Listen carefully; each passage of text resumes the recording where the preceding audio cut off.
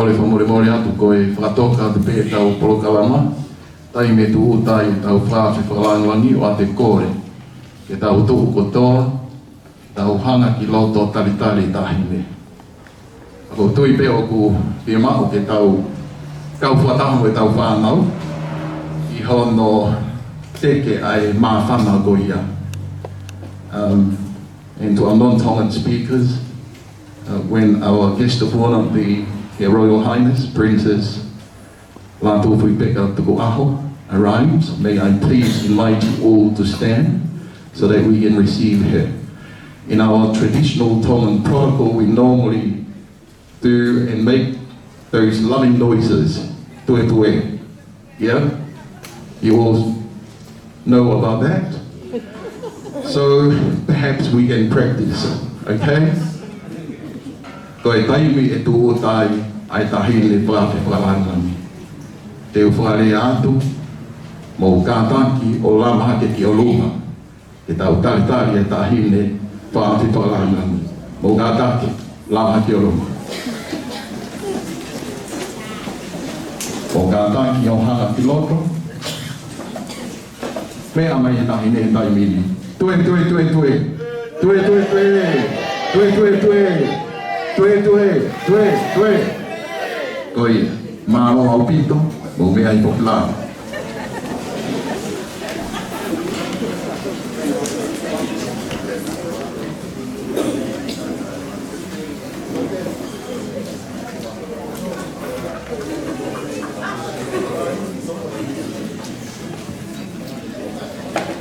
Sai, ko lea I fi. Koe Talatalanoa. Amsia I mō toro o mō te hoki mai e muka I Talatalanoa ke whakakareinga aki ho mō polokalama. Koe taha e nio e ngāhi tāanga koula ai la ākua unga tondoa tau whaahau tu kōwha. Ko le āku ke hapanga mō kātaki tau teuteu ka te whahiwa ko ia kātoa mō ngahi leo whakaamai aonga ia he pōi. Sai, tuku aki whaiwa tau teuteu e whahiwa ko e Talatalanoa.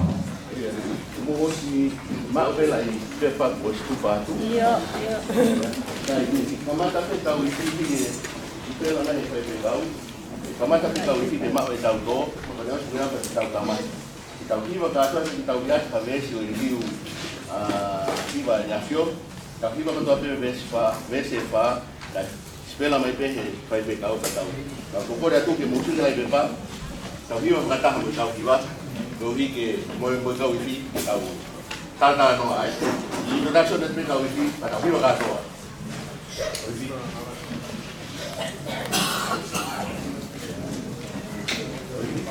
Duas. Mais marrom. Duas. Va. Thank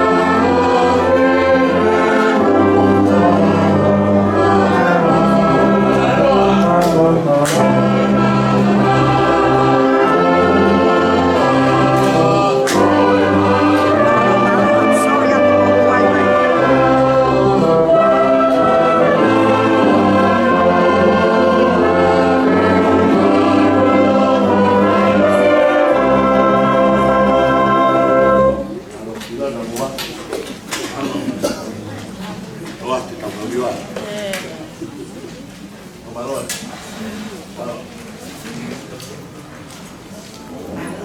Kata kita boleh kita tahu pun cuma tay gue. Untuk lain dia bukan kifuka. Tali tahi ni kata. Baru.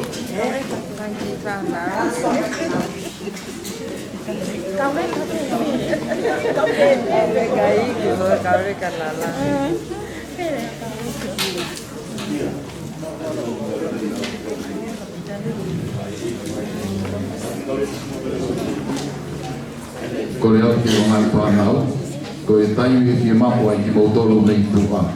E mau kātaki, ngā we aonga aki e tau whanga ki whuka, taritai ai ki e tahine prinsesi, ka koe tahine hai komisiona o Tonga ki Australia.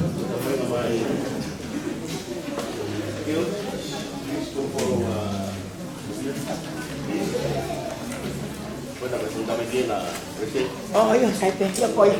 Saya pergi ke TV ni bos.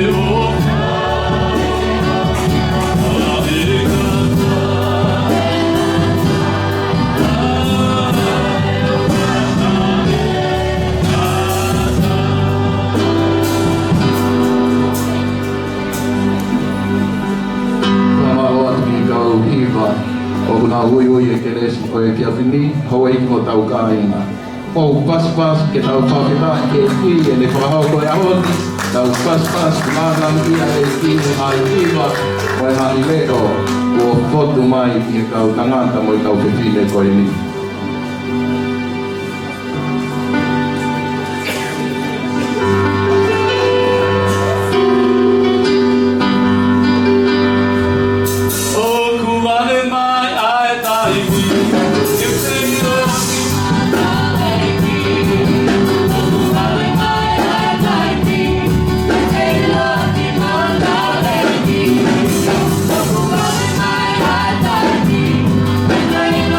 Bye.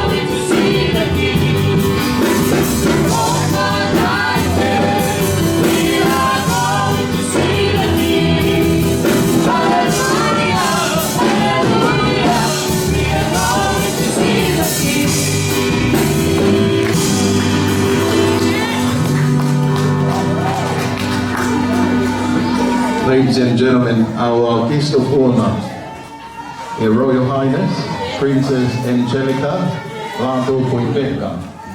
Alaivalu Ma'aho na Pua o Kalani Tuku'aho has now arrived. Would you please all stand to receive Her Royal Highness.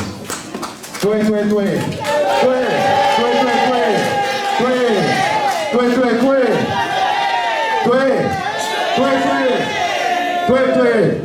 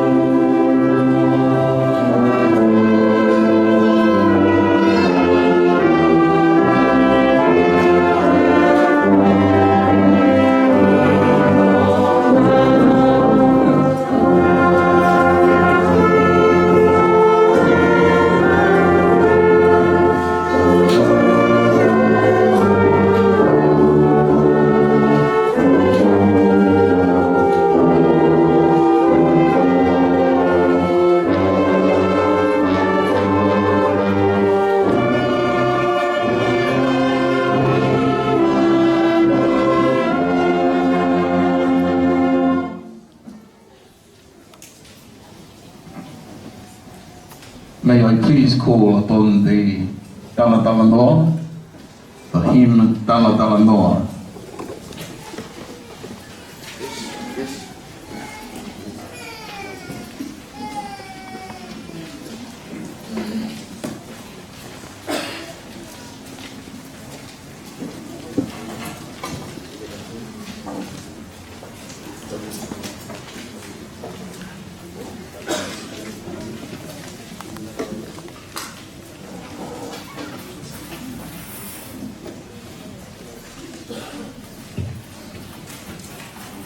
Koe hiwa te tau, kamata ki e tau whiohi, mā whana, i hoa koe ni.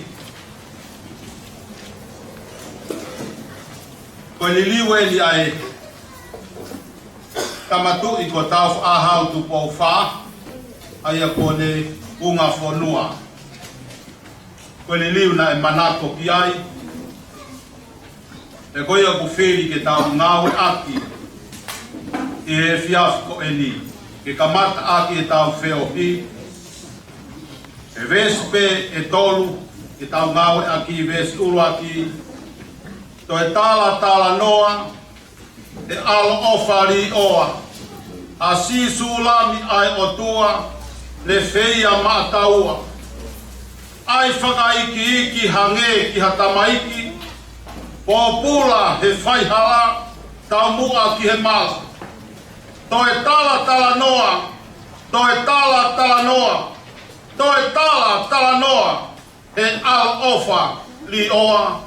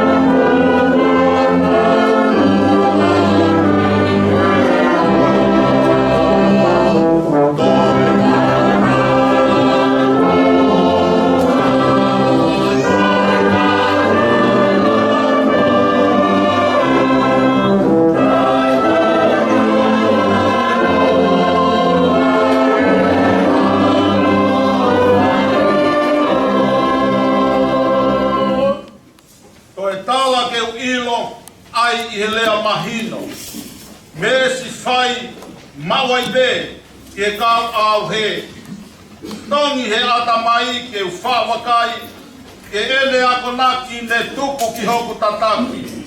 To e Talatalanoa,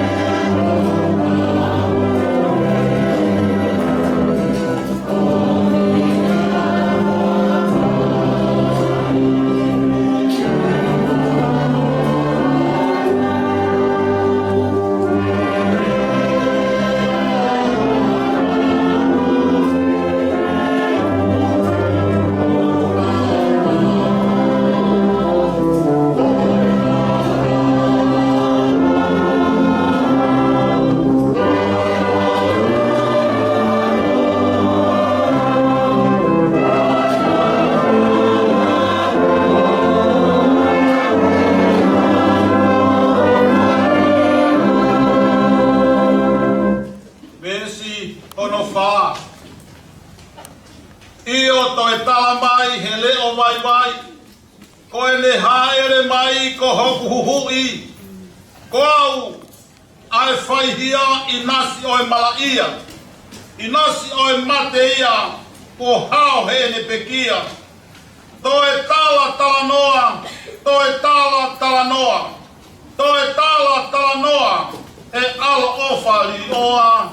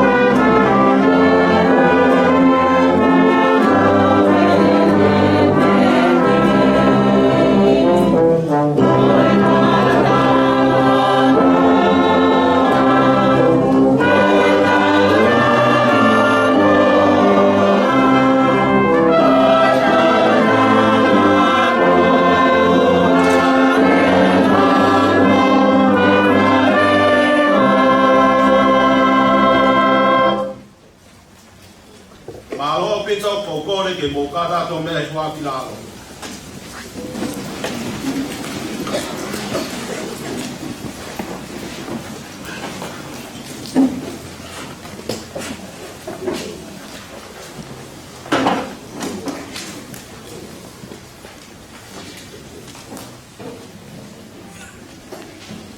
E tau hatau atunaki me he folofola ai otua.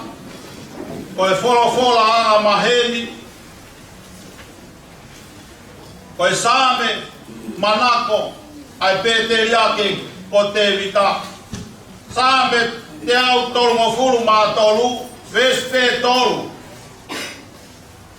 Bagai ki hono le rei pia mo hono whakawhie maari e ko e nofo whakataha ai ka inga. I he whe ofa ni. O kutatau ia mo e lolo mahu inga ki he ulu, aia nai tawhe hifo ki he halakawa. Iyo, ai halakawa o elone, pe alu hifo ki he kapa o hono ngahi kofu. O kuhange koe hahau o hea moni, pe hange koe hahau nai tō ki sayone. He nai whekau iai, e si hova, ai monu ia, iyo, koe monu ia, taingata. Koe ai ves, me he wholofola, ai otua, ke kamata aki e tau wheo he maafana. I he fiafi whakakoloa ko eni.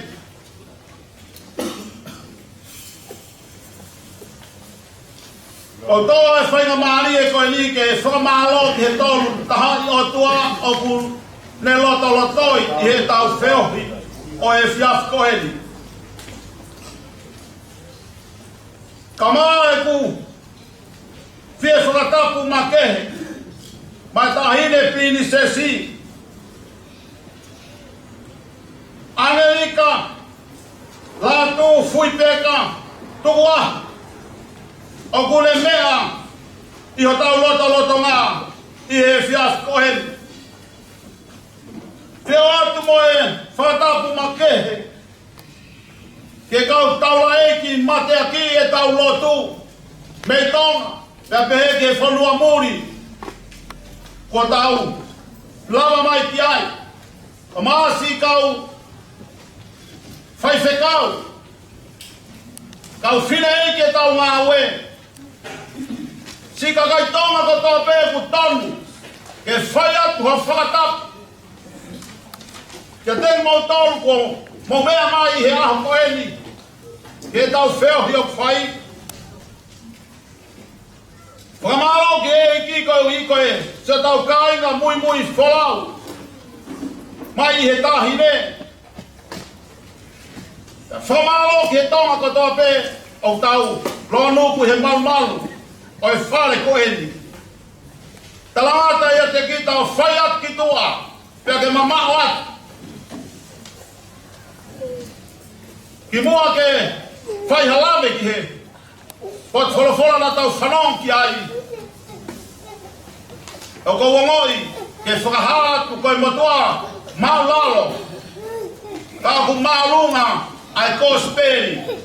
Au tau eki. Ko ia tunga e ku.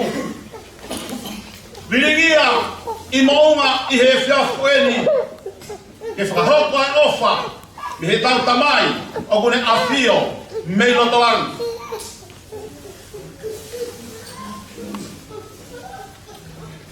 Koe kulupu ko eni, koe kulupu. Koe nofo a ka inga. Nai kamata aki e mau whiawhi tau ko eni e mau lotu. Pena aku kei mana tu I pe. Koe sāme teo ua whitu. Nai kamata aki. Kono whakamaa opo ai kulupu ko eni. Ka pau hei kai. Ke kau a sihowa I he langa. O tau whai. Koe kula noa pe tau ngā ue o whai. Mea koe e siafu ko eni. Koe whanau ai ai pēteri a ke.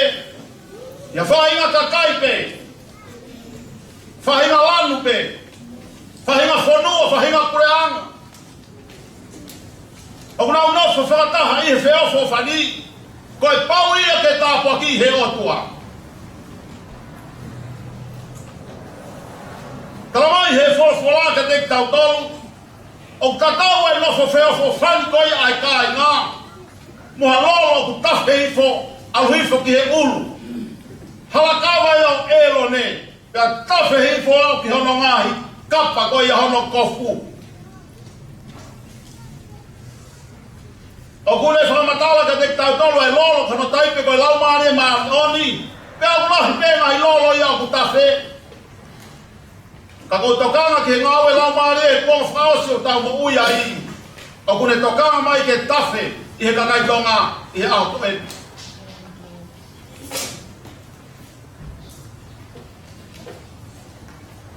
Tuku ke hea koe lolo ia koe tau wha, tuku hua aki.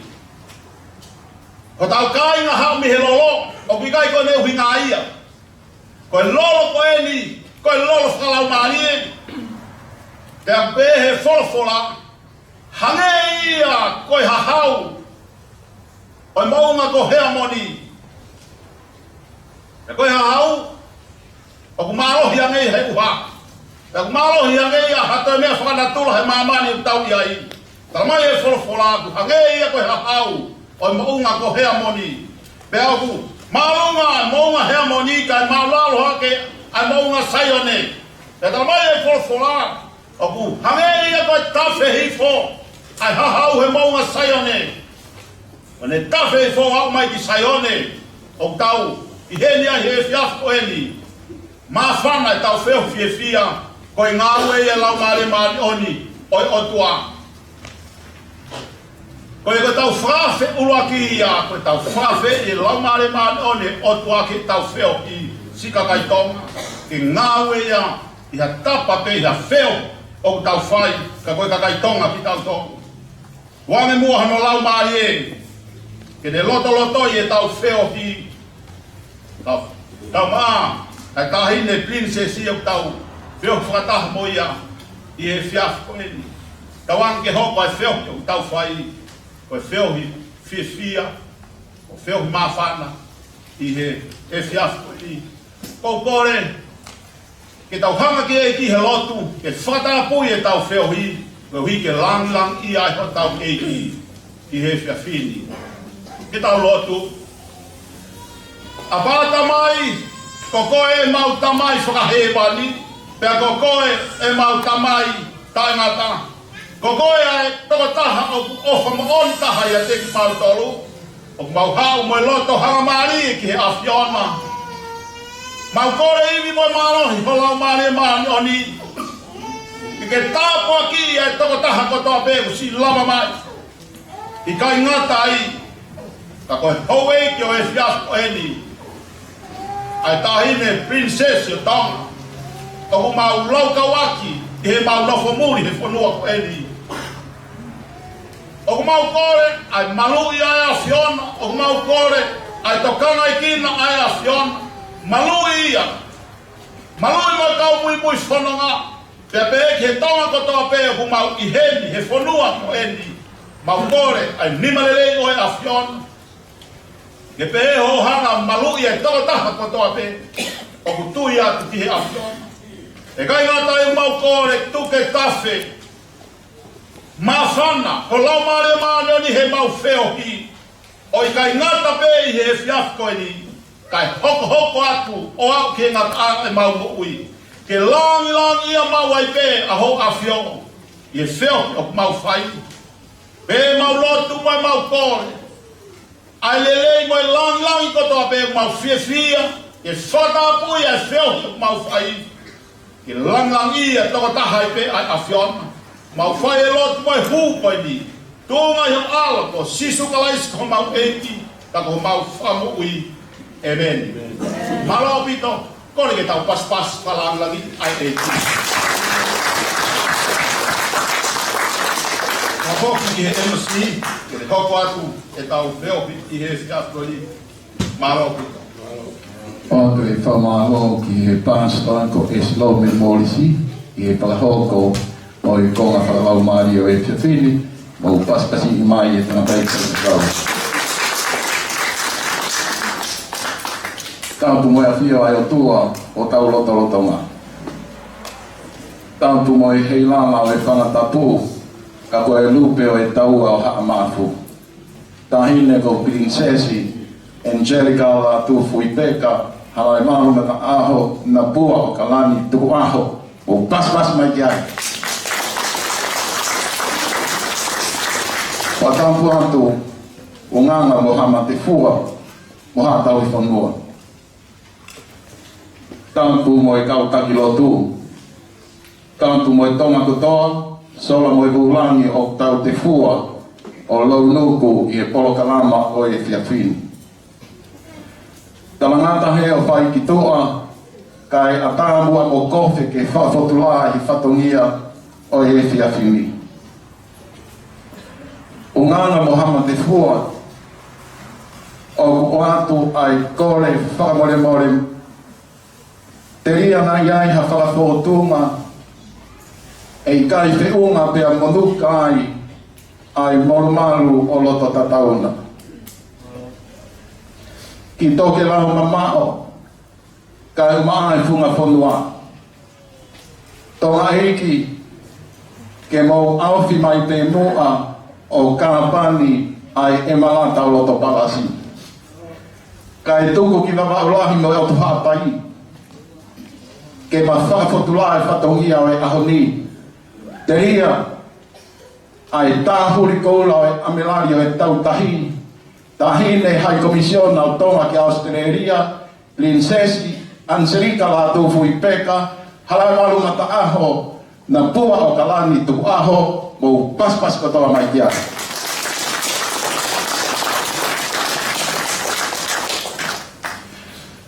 Your Royal Highness, the High Commissioner of Tonga to Australia, Princess Angelica Latu fui peka, halai malumata aho, na pua o kalani tu aho. Distinguished guests, religious and community leaders, our visitors from Tonga, ladies and gentlemen, Your Highness, it is my most humble and respectful request that you kindly command upon Kofe to be your master of ceremony for tonight. If it is to your blessing and approval, I shall be complying with sincere gratitude, and thank you for allowing me to be your MC. Again, o ko kore atu ke tau paspas I he lota haunga, tari whia e tau tahine prapi pralanoni, tahine mo prinsesi mātou kui peka tuku aho. Te rau whoki ki he polokalama o e pōni. Ko e pōni, Queenslandi, ko e pō o e Talatalanoa. Ko e Talatalanoa, ko e whaunga ia o e whawhola e whanga, kai area e kāinga. Ko iai e ngahi kawe inga, e panutaro ake urunganga whakatonga. Ke hoko ia ko haka pasa, huru he mahi hawa, o e talabou mo e whine mui Tonga. Pea pehe foki ki he tohu tupu o unau tupu i Australia. O ke ai e kaurea i toko whā, te nau whakahoko ai oko oko, ko nau whai. Ke me i te ai e tahine whakalangi. I hā mahino mai, ai mahu inga o tau whotu tuku, e he o tua mei langi mei ane api, o au mai ki ahon. Ko whawhengi a tweni ai toko taha, ke ne whakahoko lea taritari no whakainga, ka taki mai o whakahoko ia i taimini.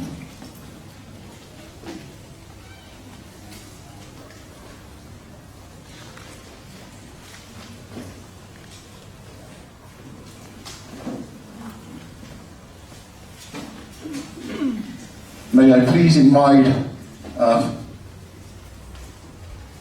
Amelia Finau from the Tonga Assembly of God to conduct the addressing welcome. Thank you.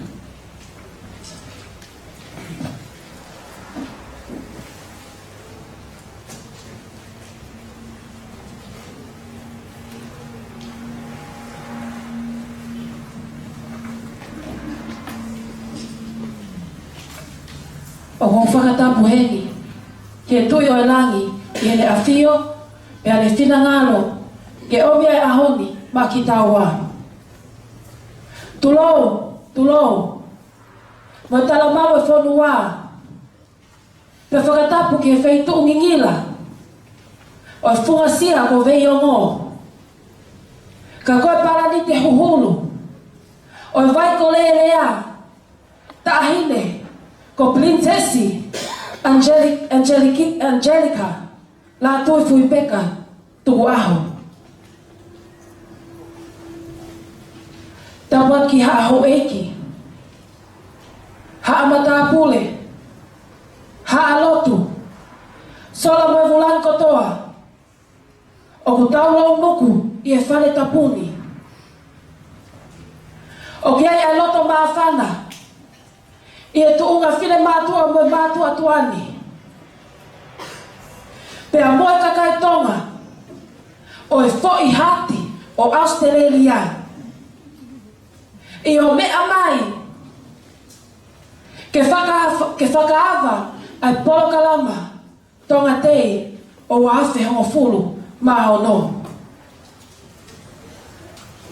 O ku haka he langi kua tau, pea neka neka ho mau fo i loto, tahine, Princesi Angelica Latu i fui peka tuku aho.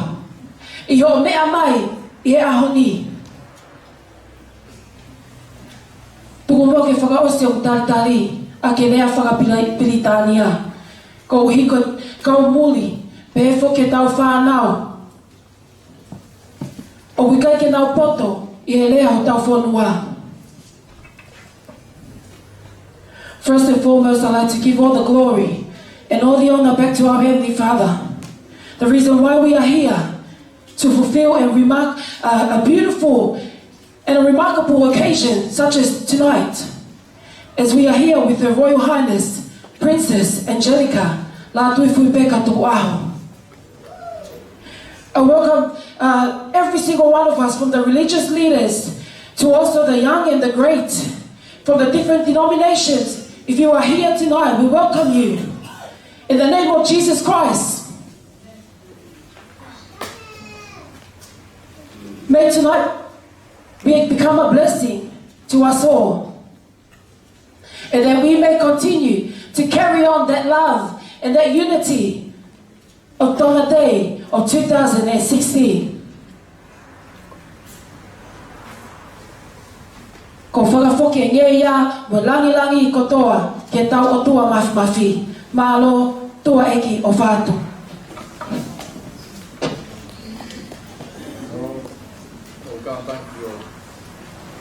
O kātaki pasipasi i mai e whakaunga ko os ma whakahoko atuia e he taha o e mea mipa o e President Tonga Assembly of God Amelia Finau.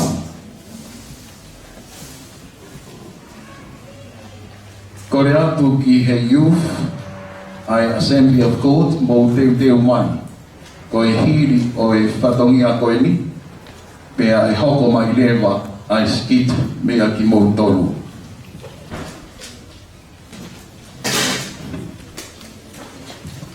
O nganga mo hama te fua, o kōkore whakamore atu, mo e hulo wifi ki loto tatauna, ke anga le rei mua e wheitu una, ka e tōha koloa o i kāinga Tonga o kunau au he mai ki he Ponuani, i he wāhinga Queenslandi, i Brisbane. Ko e koloa ai Tonga, pea o kai berea, he o kei whangu maringi mei whare lahi, pea kai ai te manu vai i he whangota ai lulutai. May I please in mind Her Royal Highness, the High Commissioner of Tonga,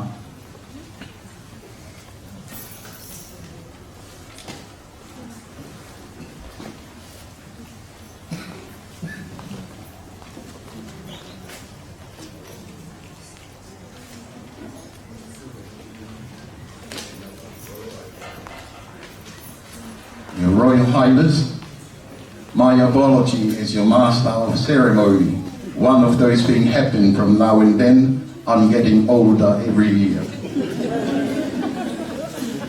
Your Highness, please, may I respectfully request that you kindly address your people, the people from the Sunshine State. Ladies and gentlemen, let's give a round of applause to Her Royal Highness Princess Latu.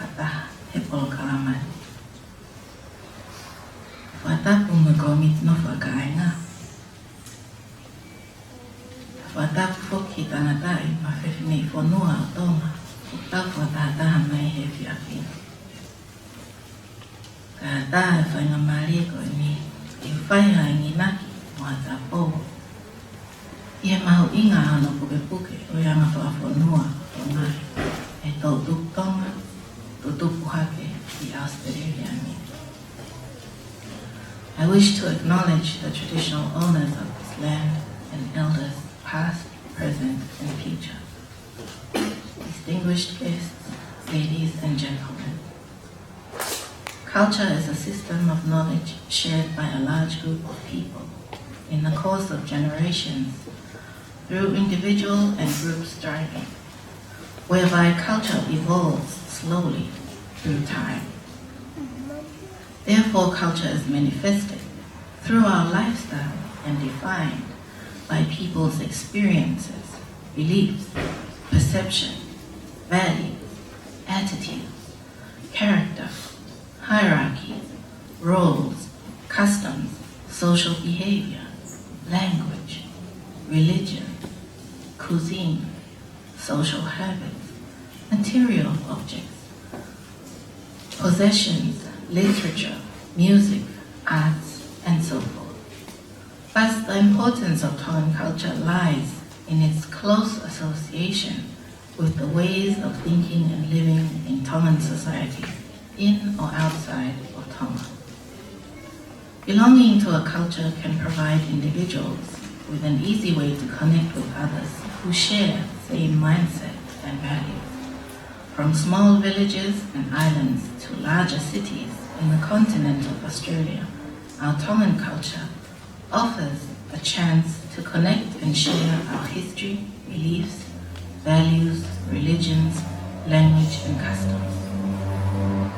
Tongans are fond about finding their connection to their relatives, how we are related to an individual, for instance, and because of that, cherish our kinship and help each other during formal functions such as birthdays, weddings, and funerals. True poverty in a Tongan context is having no key at all. Regardless of where you are from in Tonga, in Australia, we attend the same church and worship in Tongan. When we are connected, we become better people. Our cultural experiences and values shape the way we see ourselves and what we think is important, enabling us to foster feelings of group identity and solidarity. Tongan relatives gather to prepare, decorate, and organize a baptism, birthday, graduation, or church function. These relatives all have a part to play, showing support and cooperation. The women will prepare the food for the umu and organize the cakes, tapa cloth, and mats. The men will make the umu and roast a suckling pig, and the adolescents will decorate the venue, organize the sound system, and schedule a program. Individually, we are one drop, but together, we are an ocean. Culture reflects the inner workings of an individual society, defining values, influences personality development, and career choices. Society could not function without cultural norms that assist in governing behavior and values. And culture could not exist without societal influences to create it. They must coexist in order for humans to exist in an organized manner. In Tongan society, we show mutual respect by wearing a tauwala, keep up good relations alive and well by performing duties such as acknowledging the paternal aunt during a birthday celebration and honoring each other by attending and contributing to funerals. However, our values are who we are even when no one is watching. Culture may be broadly defined as the sum total of ways of living built by a group of human beings which is transmitted from one generation to the next generation. This features a person's identity, contributing to how they see themselves and the group with which they identify themselves. The shared values, customs, and histories characteristic of culture shape the way a person thinks, behaves, and views the world. A shared cultural heritage bonds the members of the group, creating a sense of belonging through community acceptance. We identify ourselves as Tongans belonging to the only remaining kingdom in the South Pacific, with our Tongan flag and its flying colors of red and white, and with our Tongan coat of arms, God and Tonga are my inheritance. Our identity is our brand, our most valued possession, and we must protect it. The heritage cycle begins with understanding our Tongan culture. Only then may we begin to value it. From there, we can learn to care for our culture and enjoy it. With more enjoyment, we will want to learn and understand more. So the circle goes on. The value of our Tongan heritage comes from its inheritors, from the living, and it cannot be bought with money. It can only be lost or forgotten by a choice that we make. What we do now, how we live our lives, and character we build adds to our Tongan heritage we leave to our children. Our Tongan heritage is preserved in our Tongan history, values, skills, language, songs, performances, dress, customs, and genealogy. about being perfect. It's about being unique. Our Tongan culture is not a surface phenomenon. It is our very core and must be taught and learned. Change is no threat to culture, where preservation of one's culture does not require disrespect for other cultures. Cultural awareness helps us to explore cultural issues more sensitively, to be able to connect with people more productively. Hence, differences in cultures have led to a diversity in the people from different parts of the world. In Australia, we share our similarities with appreciation and celebrate our differences with respect. Tongan culture is our brand and resides in the hearts and souls of Tongans all over the world. When we learn something from people or culture, we accept it as a gift, and it is our lifelong commitment to connect, unite, identify, value, preserve, and build on it. Og mauinga ano puke o yanga whakaponua o Tonga e tō Tonga o tutuparu I Australia. Ko e tā mua, e ka winga fes mua ai. O e tā mua tō, aia o pā e sila o Tonga, ko o tua mo Tonga, ko o tohi. Ko o tau tohi a ngahi matai koloa ai Tonga, o kune whakapai ke te hei ai tau tō Tonga, mea toi ka whai I o seni o mamai. O pāsi no mai ho tau anga whakaponua, e tau tō onga Moimoi. Ngahi tui whakalotu, a usia, ilo, tuunga, ulunganga, pahaangatai, whakakaukau, nānunga, lea, e mea tokoni, koloa, hanga, tohi, musika, o whaiata.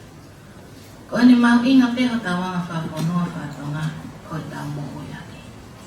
Lau kau ake, tauhi, tokanga, malu, mohono a koe, e tau whanau tonga, o tutu, I Australia.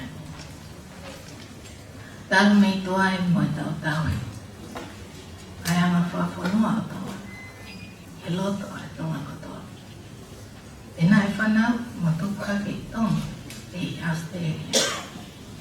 Ko mea mahu inga, e tau o moi, ko e tonga ki tau. E au tau mo ui aki, a ngahi mata I koloa ai tonga. Mata I koloa fungani ai tonga, ko e ofa. E a mei ai, o ka awahifo, e whakaapapa, tau hiwahaa, lototo, mamahi I mea, pe vei tokai a, pe tokoni a, ngā au e whakataha, whai totonu, lototo nunga, he wahe a, anga whakatō ki lalo, he ongoi, he whalala a, wahe, he ngahe whatongia, wai whikoikoi. Ok maari e pe, ai whaku me ono ahau, e koe koloa tu whanua pe ia e tonga, kono kakai. Koe mau inga hono puke puke o lunga anga whanua o tonga, he tō tuk tonga I Australia. Koe uruaki o hanga he tau anga whaponua, whakatonga, o whakawheho kota ki tau tolu, o tau whakakaukau, o mau inga ia he ngai mea tatau. Tatau ai pe koe whe whanua, o ku te hau mea I tonga. Tonga ta, wawa, hapai, e ua, niwa tuku tau, koe niwa whoo. Koe tonga kotoa ki tau tolu, ie e tau taka, I whanua mahu, e kontineniti. O kui kai ngata e tau whihokotaki, e tau whāmihi mo kai ngā. A kau mai ki ai mo tau historia, lotu, lea, mo unganga whaponua o tau mo uiare.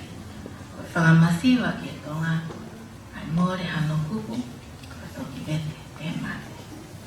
Kono ua, whatatau ki au sia mo mau inga, e nai mata e koloa, e mau. Kune whakapotunga mai lewa, ai ongo, o kau whakataha, wa whaitaha. Foi no fua leva ke tau tahatari ono paha matai. O fe tokoni aki, pe vai aki, ngau e whakataha, pe tau hi aki, o fe whanakari. He oki au kau whakataha. Angi e peko e tau katoa ngai hapai aha. Peko whai hapsia. E kai lava, e whahoko ngai whatongia, kane tai oa e ofa mai e kakai, o tau fe tau hi aki moia, o tokoni e pe mea tokoni, o e paanga, o tuktaini e tokoni, e ngai tapakeke. Ia ka hoko lewe whatongia ho tokau mahati, o pikai ke te fie tokoni, o pikai lewa ke sai ho towa, ia ikai lewa ke te ngoi, tau kau whakata. Ia iku lewa, o ikai whai ai whitau hi aki, ia mopete, anofo. O ono tolu, o pana he tau puke e tau anga whapunua whatonga. Ka mau ingai ai ngai mea mau inga na o slavi ki ai, o kau ki ai ai ngai ka wei koula ai tonga. He ene pehe o tokoni le vaia, ki he whiri te me whakahoko hei ka hau. Ia pehe ki ene haa mai he ungaanga, moe anga i tangata i toko tahako ia.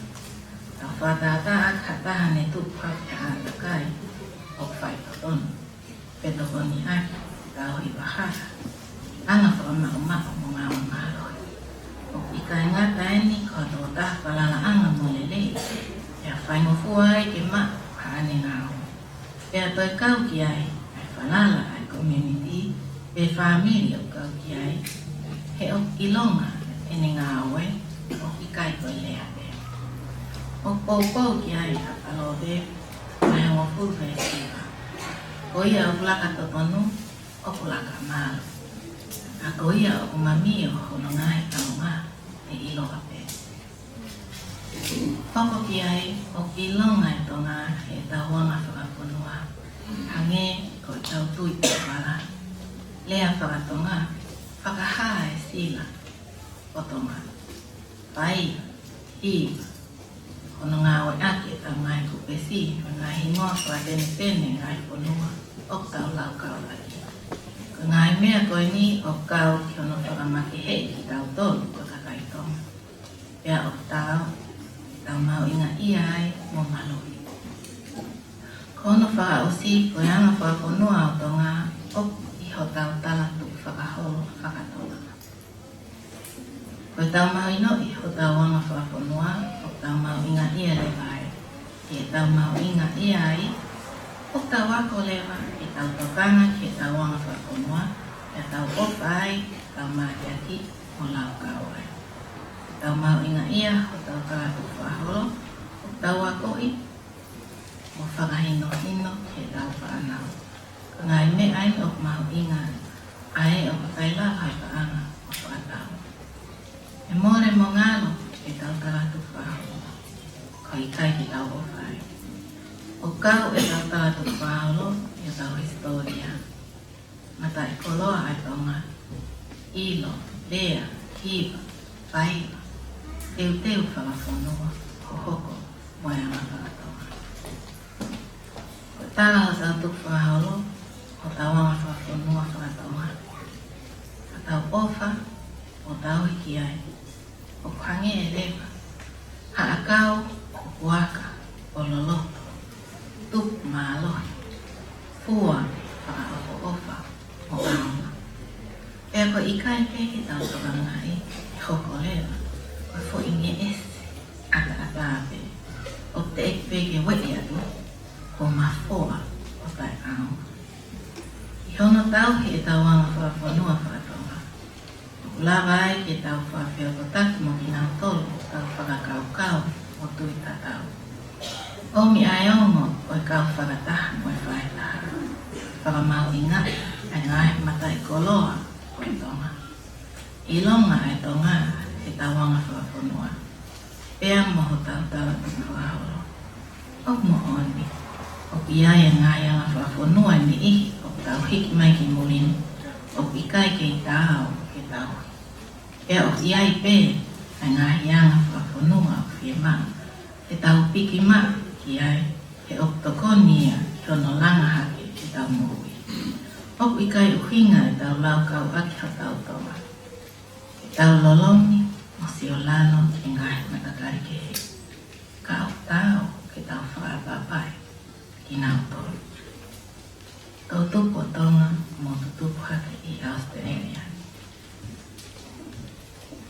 Mo whekumi, whehuku, he ilo, kau, pōpō, whakaai, whakamahu i ngai, tauhi, maluki, mo lau kau aki, e ta wanga whakaponoa whakatonga, o tau talatu whakaholo.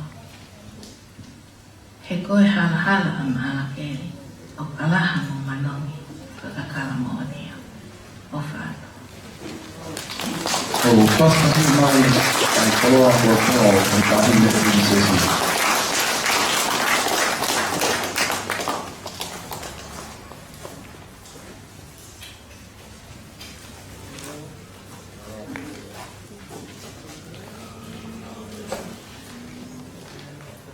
Ama te fua mo nganga, he kai te whiu he sani Moimoi ki, ai koloa kua hifo, pea hifo mei pangataisi. Ko i whawhetai o e whiawhini, he kua to'o whohe pea mā i moa, ai ki fuhei lala o e palasi kovila. Pea o whaingataa ki a kofe, ke o aao mai ho e whinanga.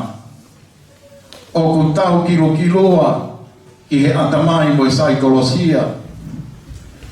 Ka o ku whai e whawhetai, he koe akonaki kua tō mei wharelahi.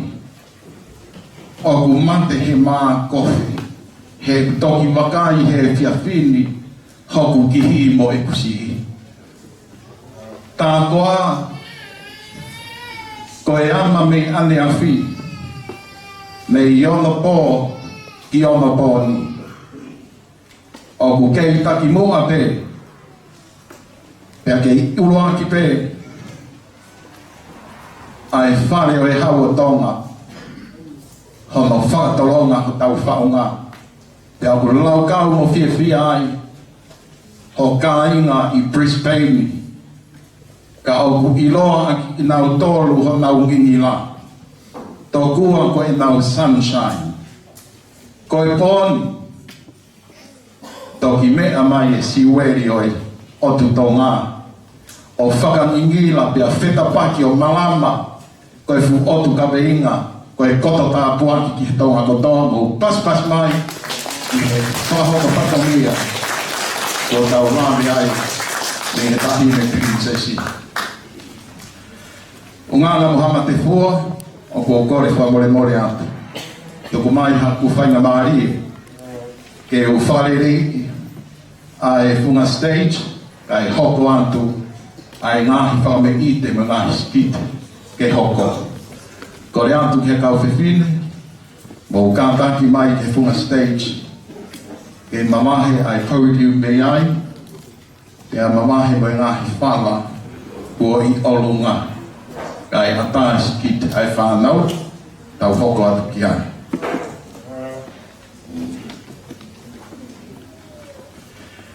Tōpe mua ke whai haku ki wawatu. Pea, hei kai ke whai hata laku laku. Nā whai halutu tamurea, e kuhange ko e kulawe ki mua, whai ngata ia kofe ia ke au mai e momona. Pai ngahi koloa kua tō, me he tahine ko prinsesi Latu fui peka.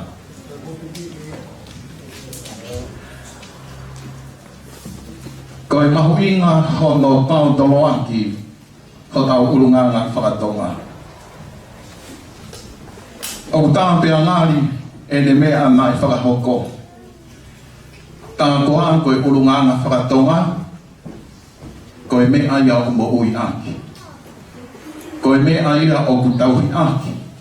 Ko e mea ia o ku whai aki. Pea o ku kakato ho tau urunganga whakatonga i he ha'i ai ngahi tapa kehe o e hala whanonga. O ku mahu i ngai e tau lea, he ulama ke ne hanga o whakawhotunga ai anga whai ai toko taha kotoa. O ku mahu i ngai e tau mea toko ni, he ulama ke tau manatu ai i he tupui api.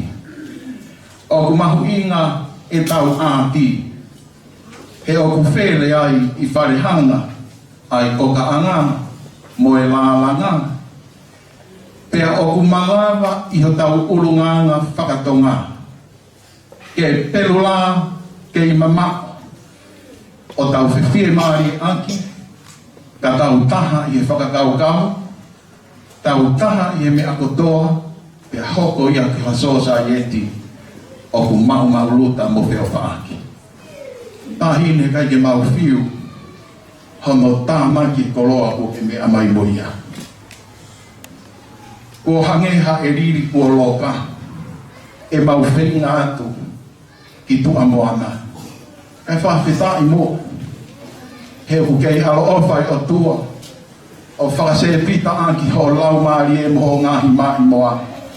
E mau ututa, pea mau koloa i ai, whawhita, ai hiki whanua, pea whawhita. Whawhita i unganga mo hema te fua, ai teu o whai. Ia ki tahine prinsesi o e pangasi kopila. O i mo tau kāinga mo kātaki o paspasi i mai, ai ngahi lelei o tau lawe ai. Mei tahine prinsesi. Kore atu ko skit o hoko, pa hoko ia i Assembly of God. Ko mo maupe, pa hoko mai rewa. Our first item is a skit from the youth of the Assembly of God Church, and I hope we will all enjoying the blessing of it. I know we come from all different denominations, but as Your Royal Highness said, that can be one, and we can be one in thinking, in behavior, in belief. Ko skitieni ai whanau me he Assembly of God.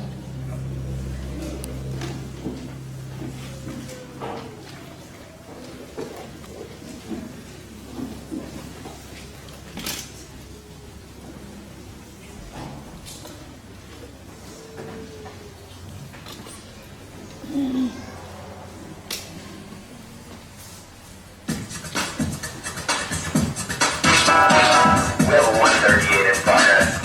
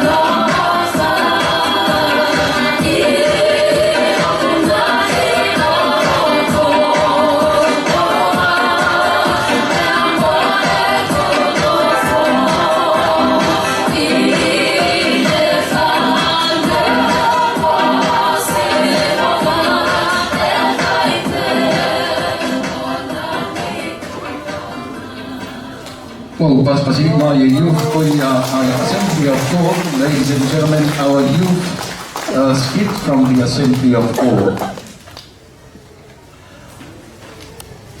Ko re atu ki he Virginia Tongan Wesleyan Methodist Church, ki he youth choir mo kākāki, ko e taimi ene ke whakahoko ai ko mo item.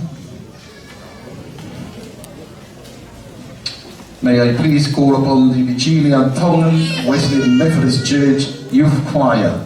Can you please take on the stage?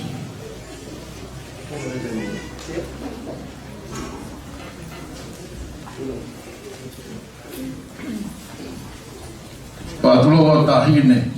Hoi mo tau kainga ko lawe I pe o ku api taimi pe hange ko tau Womosia. Kamu kau ngai he tau polo kalama o poni, tau paspasi ki he whanau koe ni, teo te tau whahoko mai. Ai choir me kau metodisi wei siri ana.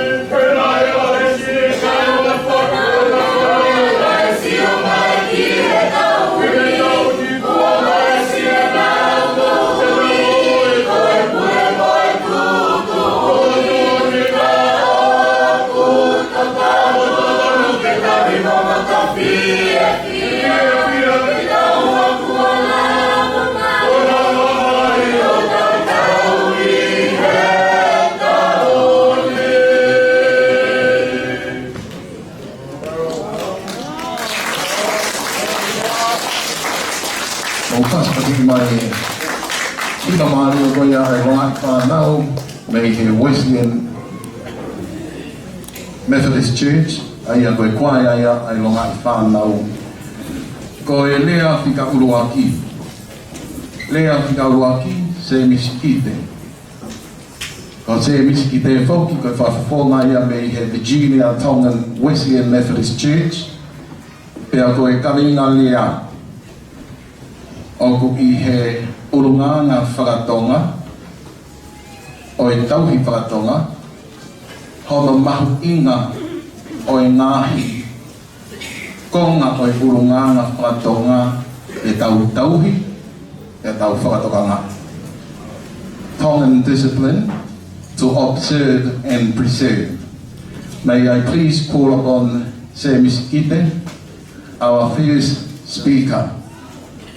Se Misi will share with us his ideas and opinions on Tongan discipline to observe and preserve.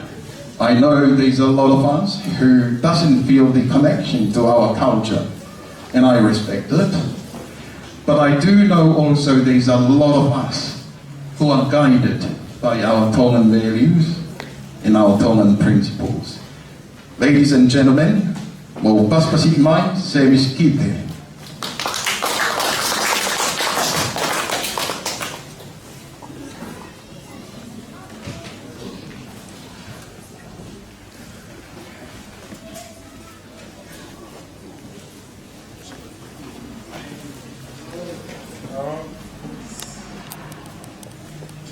Lo moe tahide prinsesi. Ai ubua ke tuka sakabali mo ni. Ke whakahoko atu ai rea whika ua aku. Omore more pe oi motu ako ne wahe te ai. Ai rea. I whanongo ia ko ne rea ana ke tahide prinsesi. Ya hola motu ai aku ya. Ya. Motu ai ko ya ko motu ape ai thai de prinsesi motu so saya kalau. Ya wahere wahe fai fekau. Ko fai fekau I he motu ai ta ko se biskit. Ya ano ko pe motu ko ya ta ko le mai ke le ai thai de prinsesi motu hola motu. Ai prinsesi ya telefoni mai le wa fai fekau ya. Oe di ko dia hata haya kerea I ho ombe amai I he ni.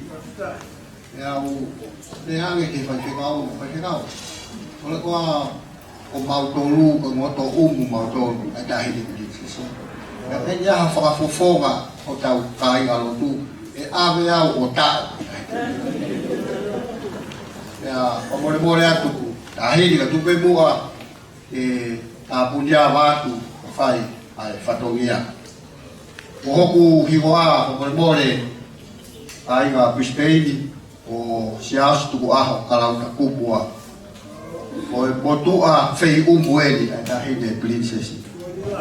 Ea o kau whakataha pa moe kai ngā Brisbane I he fia I mau lere mai I mau whanongo I he mea tonu ai ta hine.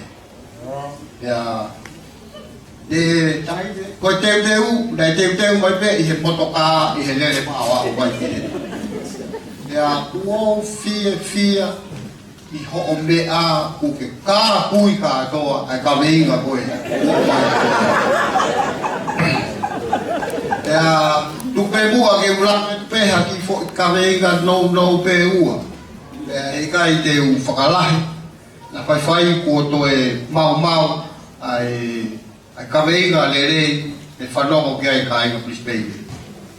Koe ka veinga lere I ni ki a tek mau tolu ai kau Tonga I e whonoa. Pea koe ka veinga koe ni e uanga fe ke maurawa o tauhi ai ngahi lea ai ngahi mea kotoa pe neke mea mai aki ai ngahi values of the Tongan.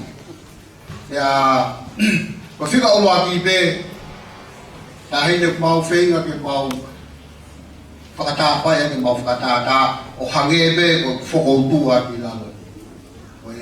Ko action ai mātua ke whai a kono discipline ke preserve pe observe I he whanau. Pea ake mena na ke mea ki ai I he whanau wao ki he rotu no ave ki ai ke whai a ngahi action song o ngawe aki a ngahi haka whakatonga. Pea o ke mea I pe o mātua koe ni o lere mai me Tonga o nofo I he whanua muri koe. Pea o mea I pe tai me nihi ai ko taha ai lea no tau lea whakatonga ai mea mahuinga e tauhia o kamata mei api. Lai ta tau pe koe whanau tupu hake I he whanua muri o mua ko I ki nau tōru ia ke nau toe lea mai. Ako I he tau urukanga whanua o hake ko taha I he kawenga na ke mea mai aki ai anga whakaapa-apa. Anga whakaapa-apa whakatonga koe lea mai ai tamai e aua toe lea ati ai fuha. Lea koe taha ia ai ngahi discipline oku I he tai limiku pau ke mau liriu e mātua ke mau whanongo ke mau whanau. Lea koe taha ia ai ngahi mea mahuinga ia te mau tolu ke mau mahinga koe mea whika uraki ke he mātua koe whanau e tau hanga mahinoi ai ngahi mahuinga me ngahi values na ke mea mai aki. Lea o tau whanua ne tuku ki tau tolu ki langi I he tuko ulua. Mea mahuinga ia I he tonga whebe ai wheitu o tau lere oro ai ako ki tau tolu ne tuku tau tolu I olunga. E whua ki tau tolu ia I he otua ke te hanga o protect a tonga. Koia me aki lea o ku whakakaweinga, whakakato aki a whatongia I he whiwhini I me lewa malanga taua. Mau whakasik mai ai lea whika urua ki nai pahoko ia e kamauta kupu. Tahine hange koe pākahua a kamauta kupu kua kātoi ai lelei kotoa ia e ngahi kawenga e koloa nai tō me wheitukuna. Kau ku whakaranga manatu e whakahoko whatongia a kamauta kupu. Pea ko manatu au ki he tahine ko lawinia mahanga ai alo whiwhine o e tuitonga ko lau whiritonga e ne wholau I wawaulahi. Pea te ia ai he tangata ko I no ke whotu. Ka koe whanawhana I no ke whotu I he whakatuputupulangi ai kakala hingoa e tahineni. Tahine lawinia o wikai hasola e lata he fu makani. Ko ki nau tolu pe te nau whaaki I ha whatawhata pea oku mawhana. Ko I ai tahine oku mawhana e opa o e pōni he whakafotunga a kalauta kupu pea koe tō anga ia o e whatawhata mawhana po paspahigi mai e lea maari e kua hoko e kalauta kupu. O ko kore I he lea hono hoko. Teu mai, Maria Catalina Naupoto. Maria Catalina Naupoto is a master student at university. She's going to share with us the importance of maintaining Tongan family ties in Brisbane. I know there's a lot of things happening here in Brisbane. As I woke up this morning, I heard in the news there were things happening around here. So it is important that we share those ideas, those opinions that will help our children to stay good and stay out of trouble so that we can enjoy life in unity and prosperous for unity. Ki moa ke tau hoko atu ki he rea koe ni, whawhi e siasi mo ui fo'o, ke nau whakahoko ai hoi hiwa koe ni, me siasi mo ui fo'o. Ka e lolotonga e porokalama e pōni o ku kau mai e kau aahi Koe kau aahi mau ingaini, nau kau mai ki Brisbane, o kau fie whawhiloa ki atu.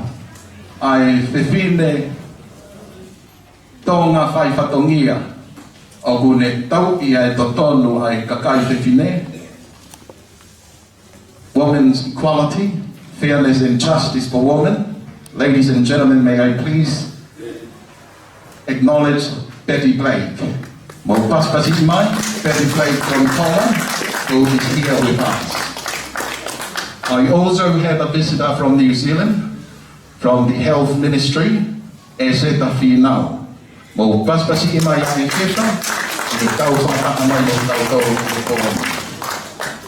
Kore ni rea hono hoko, whakahoko ia i taimini, teu mai, kai whakahoko e hima, ai mo i fōu.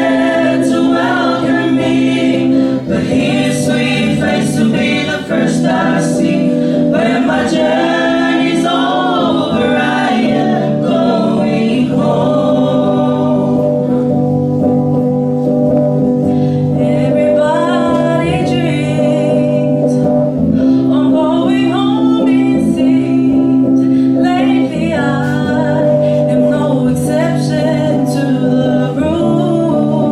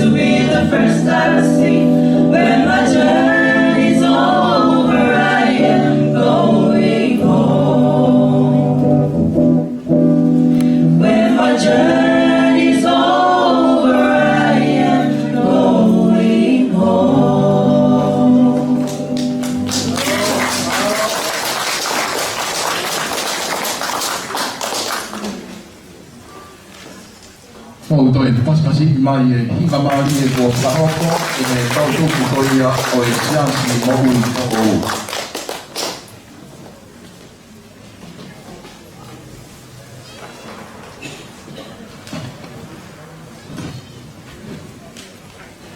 Hama te fua mo unganga ko whaatokanga i koe ngahi hiwa. Nā i mea kia i tahine e taha o tau ngahi urunganga whakawhonua o ku hai kotoa pē e ofari o a. Pea o ku makehea i e Porokalama a Brisbane i Australia e o ku hai ki he ofa. Urunganga whakawhonua hai ki he ofa ko e koloa whakaotua. Mō paspas kotoa i ke toa whatongia koia.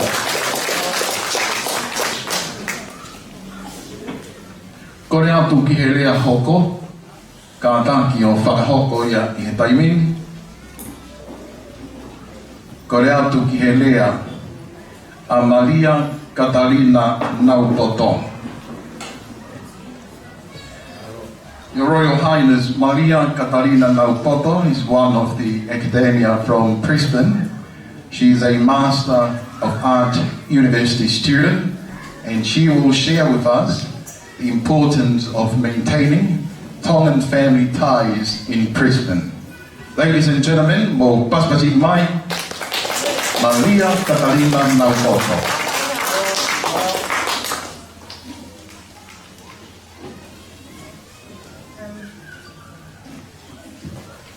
Your Highness, Princess Angelica Latu Goaho, High Commissioner, church leaders, VIPs, ladies and gentlemen. The importance of family ties, observations from a second generation Tongan. And now apologies, Your Highness, but I believe everything that you spoke about, firstly, has already been covered, so forgive me while I, as we all know, Tongans are navigators, so allow me to navigate my way through my speech so that I can cover up everything that I was going to say. God, our Father, I offer unto you my land and my people, and those who will follow after me. I offer them to be protected from heaven. When King George I said these words, he established a covenant with God, a unique relationship that has given us the foundation of all the family ties in Tonga. These family ties of 5 threads together form the tapestry of the Tongan family, beginning with the family at home, ruled by the mother and father. The second thread, the extended family, ruled by the eldest of the kids' families. Thread 3 sees the community, inclusive of the church and the nobles. The fourth thread is the government, ruled by the king, including Your Highness's family. And lastly, thread 3 is the relationship between the king and God. Together, this is the tapestry that makes up the Tongan family.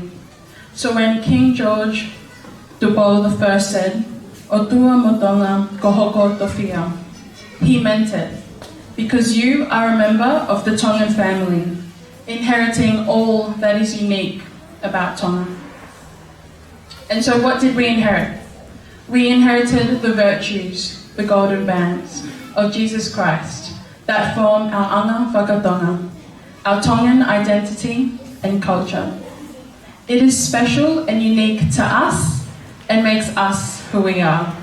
And it includes anga ofa, a loving heart, a loving nature.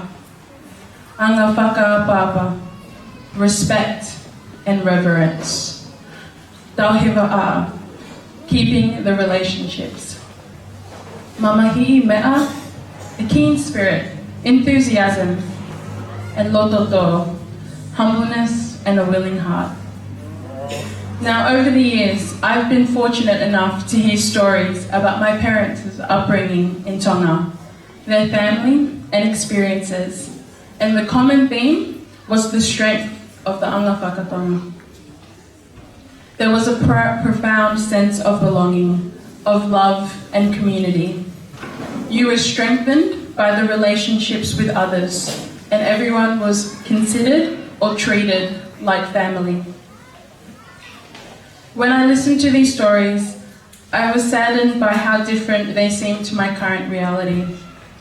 The bonds that we forged years ago are loosening as our need to explore new horizons and sail across the seas has taken us to all regions of Earth, separating us from one another. Our grasp on our Tongan identity has waned in the face of change, and it seems to me that we have moved our focus and attention away from God and towards material possessions and individuality. For the youth, myself included, we now question the actions of our parents. Our first question is why? Why should we send money overseas to our family members? Why should we have to pay for all of these events, for all of these materials?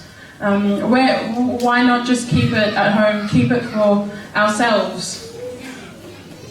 It seems that we may have forgotten the sacrifice that was made, the fact that our parents, who love us unconditionally, would never lead us astray. They only ever want what's best for all of us, because they know how important anga whakatonga is. Somehow, we have also pulled away from learning the culture and the language, disconnecting us from one another.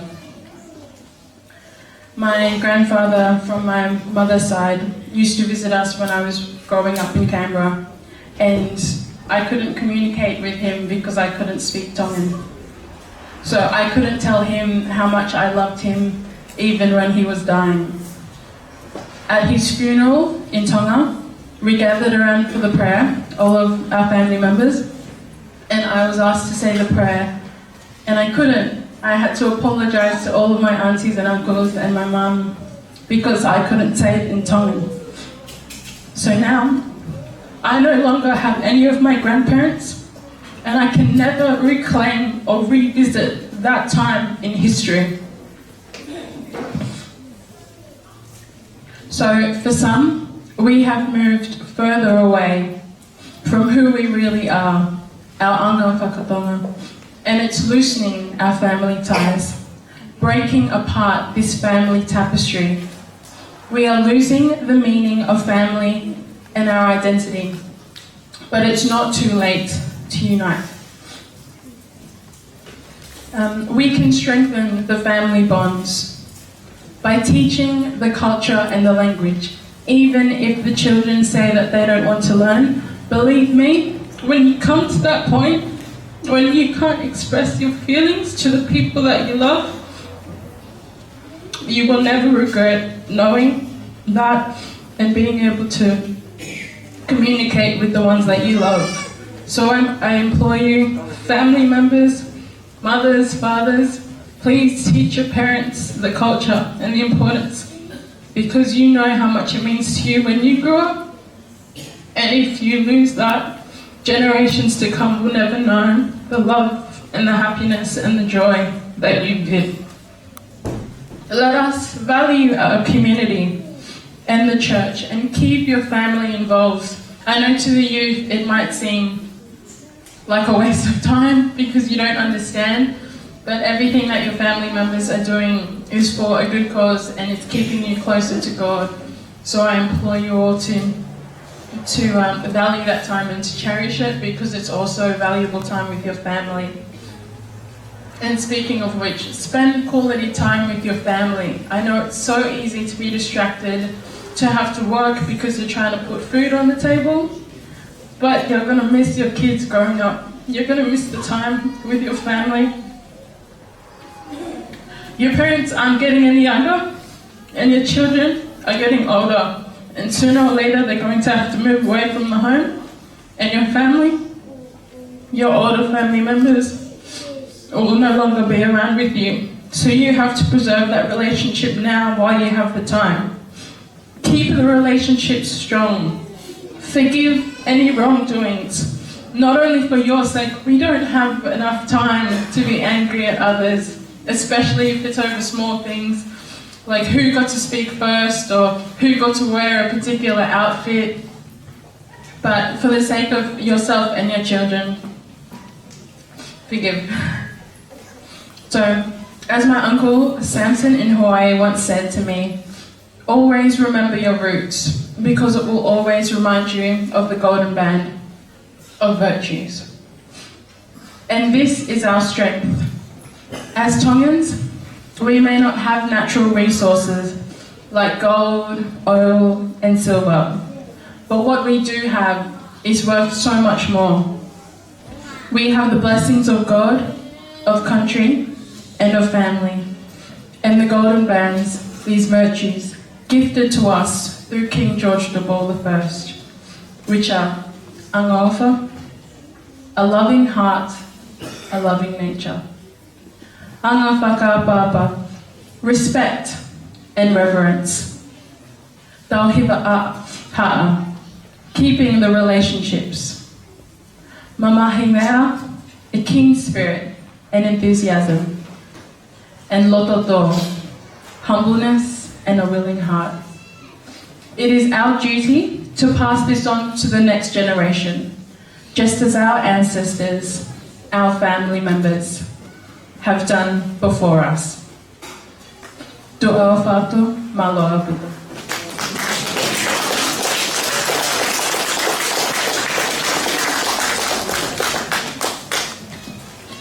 Ladies and gentlemen, can I please ask that we put a round of applause again for our Master of Arts student at university for a wonderful speech. Ako tuipe, ako mei te tahine prinsesi, I he ao sia o elea koe ni nai toki osi. Ko elea maari nai toki osi whanau, o kuni hanga o I e loto ke maa whana, I he ope atu e whiohi. Ke ngahi te hoko aki whakawhamiri, family ties. Koe kui, grandparents, moi kui ki tua, great grandparents. They are vital means of communication to your clan. You start a family at home, and it is you, your brothers and sisters, and your parents. Then you move out to the society where you have the extended family. This is how important it is, because it is now fading away, the relationship and the ties with the bigger clan. Koe mo'ui ai Tonga o ku whatu I whare la lava, I he loto whane o e whamiri takta. Ka o ku ope atu e ne whiohi, I he siakari hoko o iai ai ngahi kui. So, I would say we should be thankful to our grandparents, to our great-grandparents, for sacrificing their life so that we can communicate effectively today through our ties and through our protocol, especially to the royal family.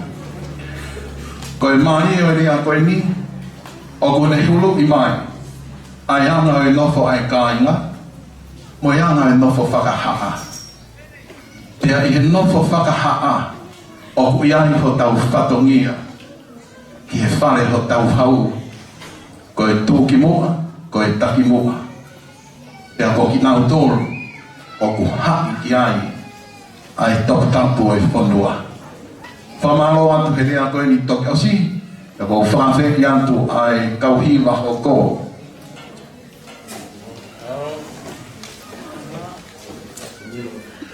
Kauhiwa ai Island Sound Band, mo kātaki whakahoko e hiwa o e taimini, teu mai lewa a Quinton Mahina, me he President State High School student, o ku me whakahoko ai lea honotoru.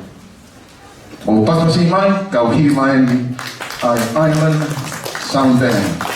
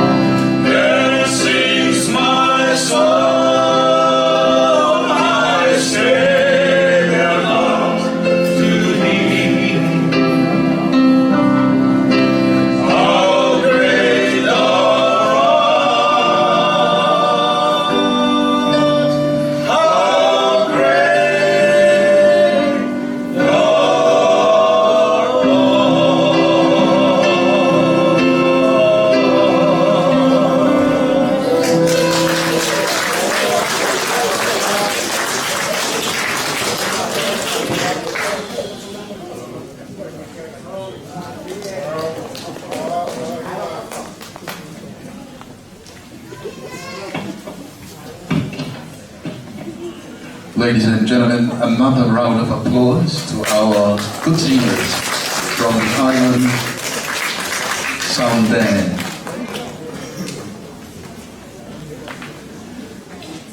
Hama te fua mo ngana. O kui kai ke uwhiu au no tāna ki ngāhi whakafotu lao e whia whini. E ne whakamuri tuku pe ki he ofa. Ko e taha e vesi mahu inga i hiwa ko e ni whawheta i ki he otua e ne ofa o puta e ngata. Ko tui pe e kau whataha mai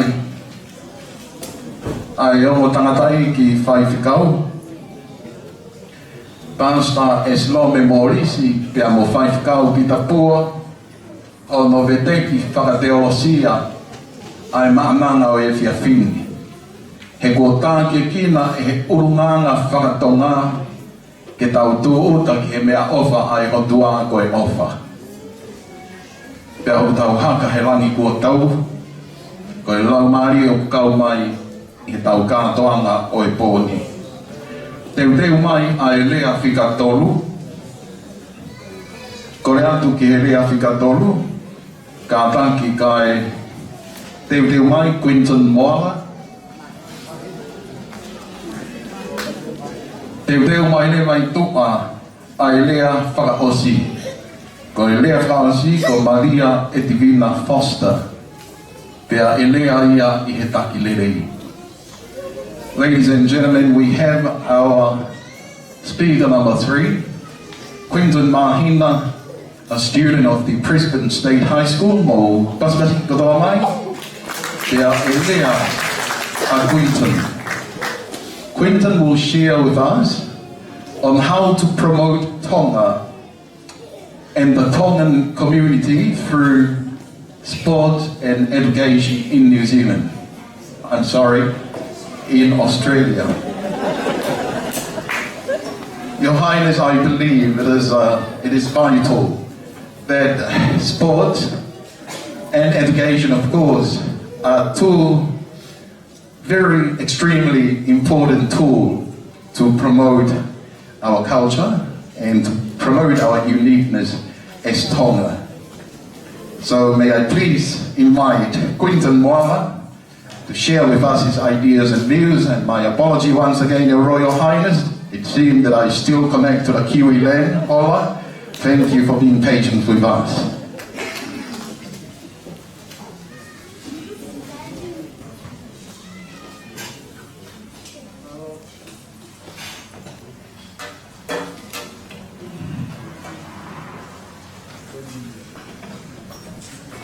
O ko au kore, e ho whanga atu, e ngahi tala whakatapu. Ka whakatapu atu, ke whoilupe o tu Tonga. Tahine, Princessi, Your Royal Highness, Princess Angelica, Latu, Fuibeka, Puwaho. The Tongan High Councillor of Australia, Tongan Chiefs, our representatives, distinguished guests, ladies and gentlemen. Growing up in the Nala, which is stereotyped as a struggle suburb of Queensland, but with a very positive upbringing, Tongan upbringing, I only realized how lucky I am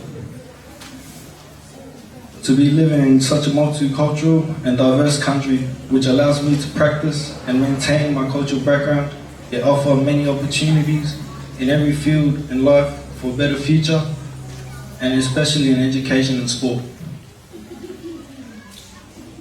I've had the privilege to attend a great school in Queensland, which is Brisbane State High School, through American Sport. Even though this is a good school, my parents always reminded me that every school is a good school, and that it's up to the student, up to an individual to make use of the school, the goodness, and all the opportunities. For me to consistently work hard with my schoolwork and my sports for good achievement, especially as this is my last year. This being my last year, I'm happy to say that I'm a proud Tongan kid from Manala, and I did well. Hard work has given me the opportunity to further my education at uni. My hard work has opened doors for me to play the sport that I love, which is rugby at a high level.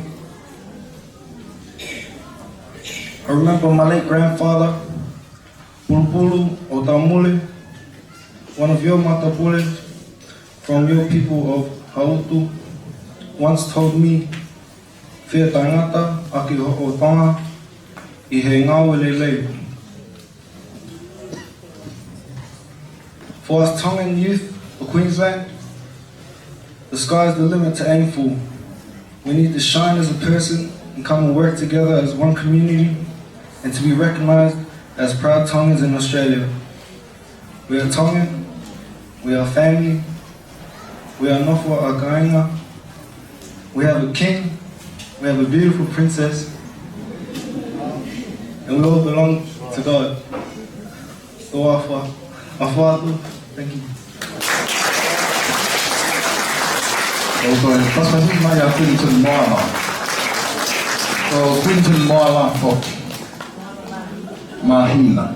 Na nea uia ki he tupunga o i kapteni i he timi aka pulu phase 15 na i hau i he feituuni.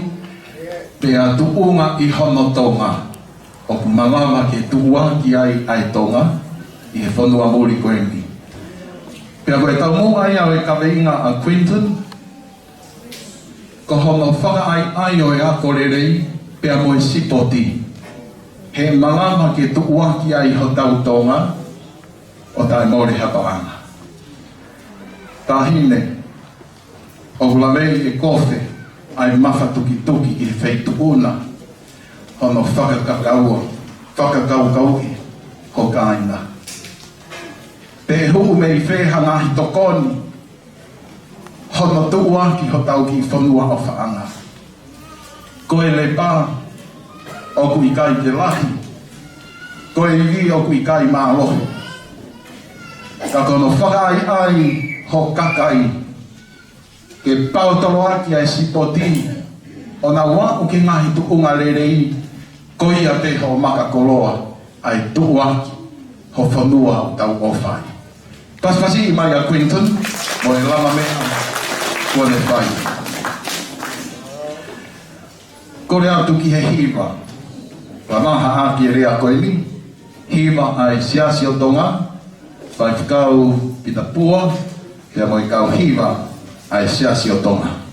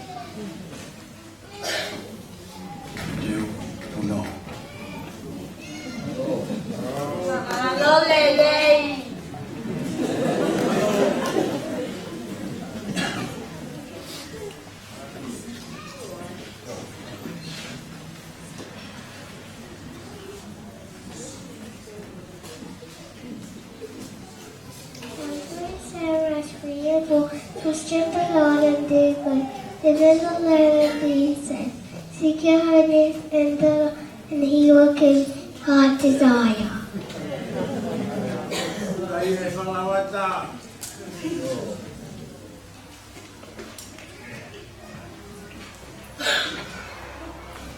How many books in the whole Bible? 66. How many books in the Old Testament? 39. How many books in the New Testament? 27. Sameua tolu ko o ku tauhia Sihova e I kai tau masiva. O kune whakatakoto au I he tau awhana muka muka. O kune taki au ke vai whakanonga. Ne ongo oku alu he te lea malu ake mate he I kai tau manawahe ki o kovi he kokoe oku mawheo hi. Psalm 23, the Lord is my shepherd, I shall not want. He leads me beside still waters, He lays me in green pastures. Even though I walk through the valley of death, I fear no evil, for You are with me.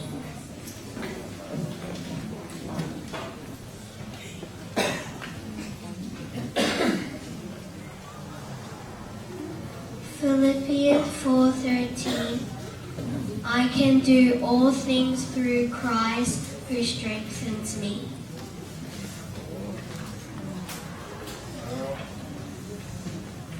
Ko hoku tauhia Sihova, I kai tamasiva, o kune whakatakoto au he toa whala moko muka, o kune taki au ke vai whakanunga. Ore peke u whamarumaru atu e talamaru e whanua.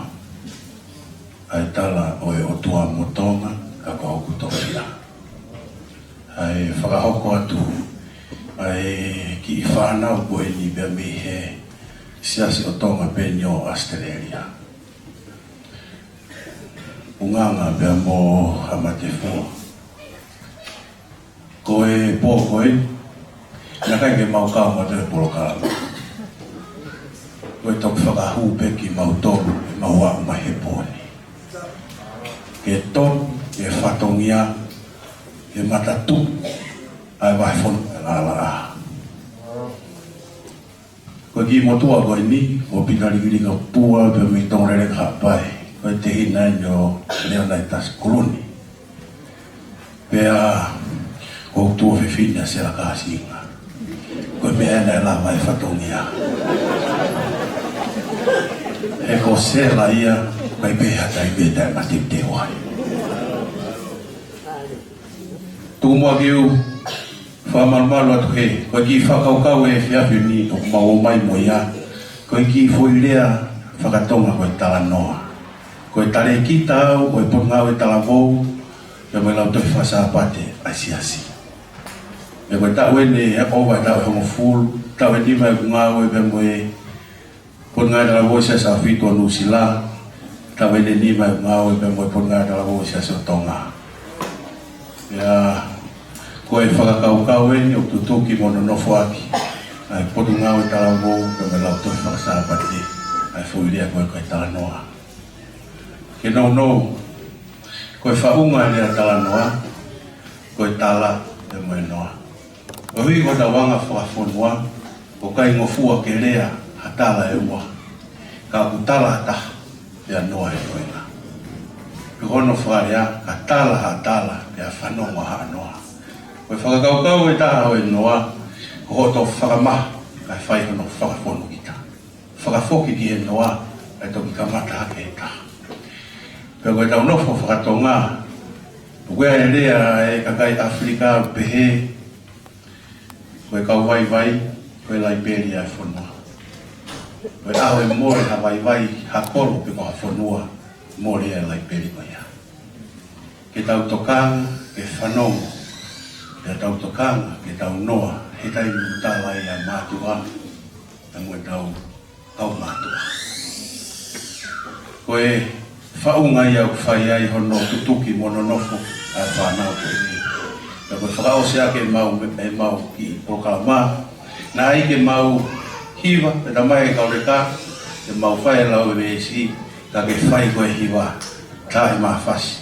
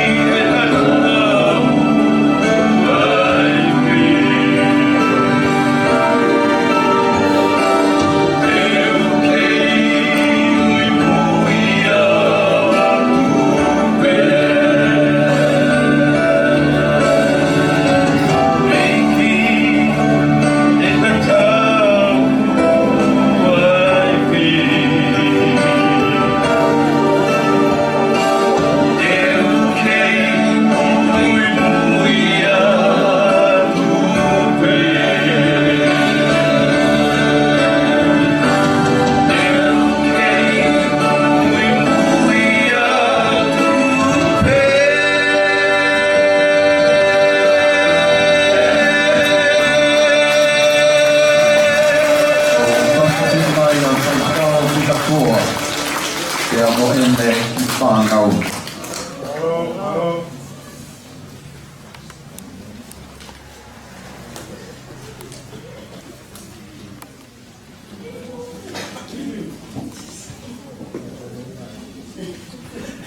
Hama te fua mo nganga o ku kei kalaki ai pe o whae o tua.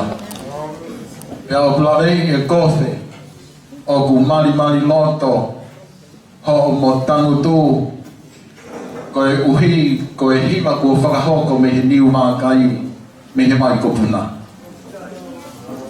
Pea neongo kua whio ki kei tahi mo e whanau a tā. Seuke o ku kei tuu mo e lawa se la kāsinga me otu hapai o paspasi mai whai whakau.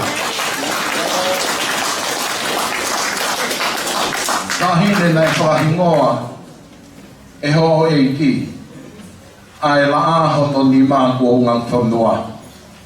Ai tua whiwhine o pita pua ko e whoi kuru o tawaki puru. Pea koe pōn whakafo onwhaere o e whoi kuru. Kore atu ki he rea whakaosi. Ka tanki o lawa mai, Malia Edwina Foster. Our final speech for tonight is Malia Edwina Foster. The theme is good leadership. Ko e taki lelei, ko e kaweinga rea ia a Malia Edwina Foster.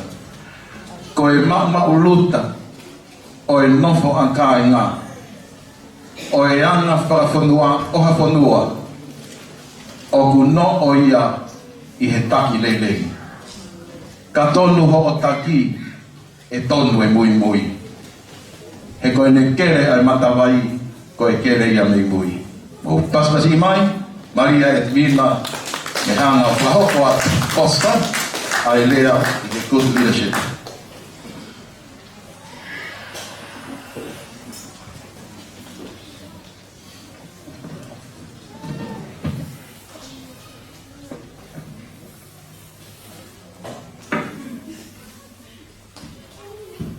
Good evening, everyone. Before I proceed with my talk, I'd like to thank our Heavenly Father for bringing us together tonight. I'd like to extend my respect to the Princes of Tonga, church leaders, fathers and mothers, and to the young generation in our Tongan community in Brisbane. I am grateful to take this opportunity to represent the youths of the Church of Jesus Christ of Latter-day Saints and thank those who organised this program for including me in their agenda.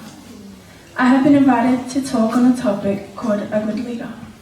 I believe that to become a good leader, I will try to become a Christ-like leader. Being a good leader who is spiritually prepared includes being a good example. Our Saviour Jesus Christ led first and foremost by his perfect example.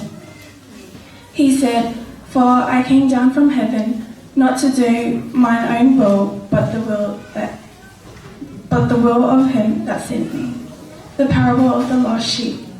During the Saviour's ministry, the religious leaders of his day disapproved of Jesus, spending time with people they had labelled sinners. Perhaps to them it looked like he was tolerating or even condoning sinful behaviour. Perhaps they believed that the best way to help sinners repent was by condemning and shaming them. When the Saviour perceived what the Pharisees and scribes were thinking, he told a story. "What man of you having 100 sheep, if he lose one of them, doth not leave the 99 in the wilderness and go after that which is lost until he find it? And when he hath found it, he layeth it on his shoulders, rejoicing."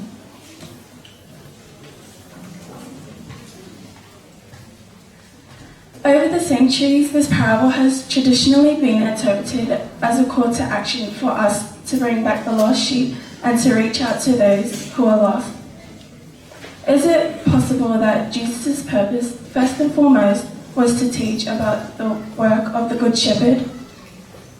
Is it possible that he was testifying of God's love for his wayward children? Is it possible that the Saviour's message was that God is fully aware of those who are lost and that he will find them, that he will reach out to them, and that he will rescue them? If that is so, what must the sheep do to qualify for this divine help? Does the sheep need to know how to use a complicated sextant to calculate its coordinates? Does it need to be able to use a GPS to define its position? Does it have to have the expertise to create an app that will call for help? Does the sheep need endorsement by a sponsor before the Good Shepherd will come to the rescue? No, certainly not. The sheep is worthy of divine rescue simply because it is loved by the Good Shepherd. To me, the parable of the lost sheep is one of the most hopeful passages in all of Scripture. Our Saviour, the Good Shepherd, knows and loves us. He knows and loves you. He knows when you are lost and where you are. He knows your grief, your silent pleadings, your fears, your tears. It matters not how you became lost, whether because of your own poor action or because of the circumstances beyond your control. What matters is that you are his child and he loves you. He loves his children. Because he loves you, he will find you. He will place you upon his shoulders, rejoicing.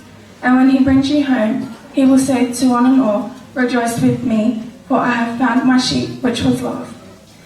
In addition to the parable of the lost sheep, I have a few suggestions to help become a good leader, and they are to study the words of Christ daily, pray individually and as a family, seek guidance from the Holy Spirit, select a Christ-like attribute you would like to develop personally and improve, minister effectively to others, and last but not least, a good leader will also strive to be obedient in keeping the commandments of God so he or she can be your light.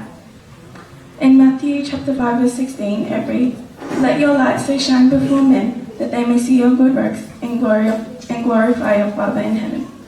I'd like to conclude my talk by reciting Psalms 23.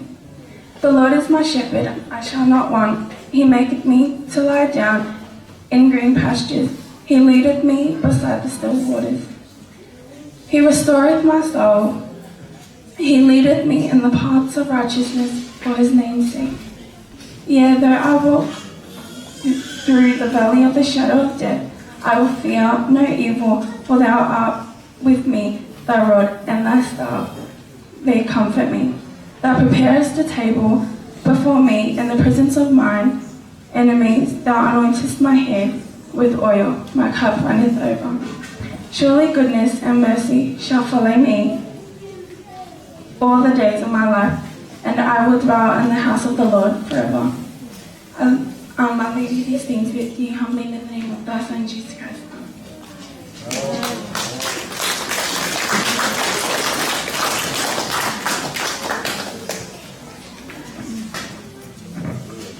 Mau thank you to Paspasi Mai, Maria Edwina Costa, the good leadership. Koe lea a Maria, moe lea ki muatu, koe whawhawhonga ia o i siasi o Sisu Kraisi, kaua an oni e ngāi aho ki Moimoi. Koe taumu a e lea a Maria, o ku nofo i he taki rerei, pe ane to'o mai o tau ei ki whamaui, a Sisu Kraisi ke hoko, koe tāsi pinga ia o e taki rerei.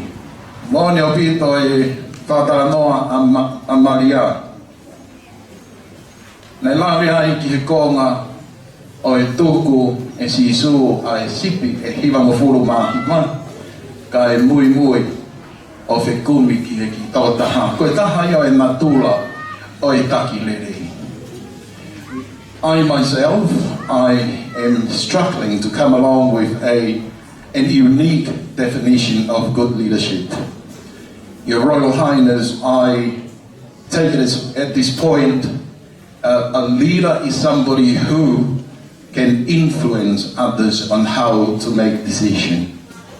And a good leadership is an individual who can lay the platform and allow the individual to maximize their potential with no interference.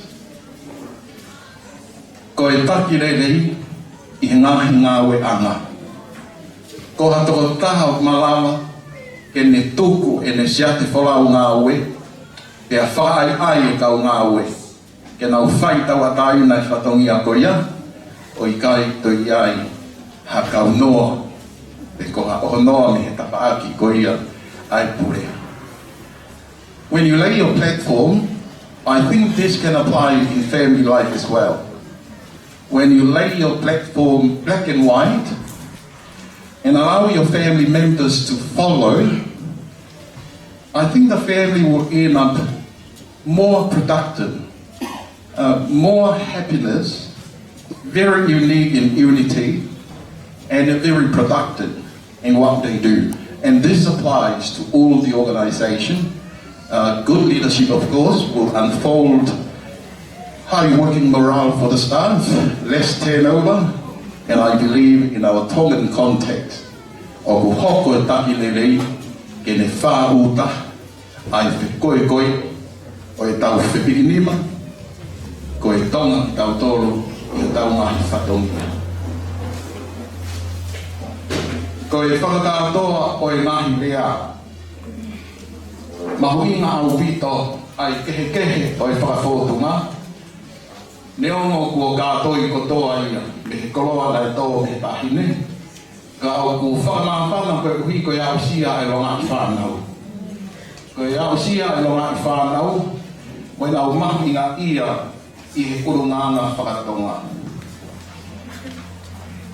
A lot of those who grow up in Australia, some of them may question whether it's obsolete, it's not necessary to follow our culture and heritage. But let me tell you what, understanding our cultural heritage can give a sense of belonging and identity. And I thank you, Your Highness, for reminding us that. Because when you don't have your own identity, you're bound to flow and go with the flow. And that's when trouble begins. Ko whanaloa ko ki mōtoro kotoa e kaurea. He o ku turifua na i tau mua, ki he koloa na i tō, mo e whakoloa na i whai. E he o tangata, ko unganga, e Mohammed te fua. Ko kore atu ki he skiti ai kaurea ka whirimoi hawa, ka taki o whakahoko i he taimini, pia te tau hoko atu ki he whaiwa whakaosi, pia toki tatau lewa, ai whiohihanga o e whiawhini, unganga ko atu e kore whakamore mori, ana te fua, ko e ngari mauloloa e polo kalama. Kai aua na ngalo ia ki moua, kua mauto oa mo sekisekia, mea mai e tahine hai komisionao, whakalota whare ia mo e kainga. Ko ia i o kou kore atu ho mo whakamore more ia kofi, ko e uhi ko e polo kalama, mo e neope atu ki tua taimi. Kore atu ki he skit hoko, whakahoko i he taimi.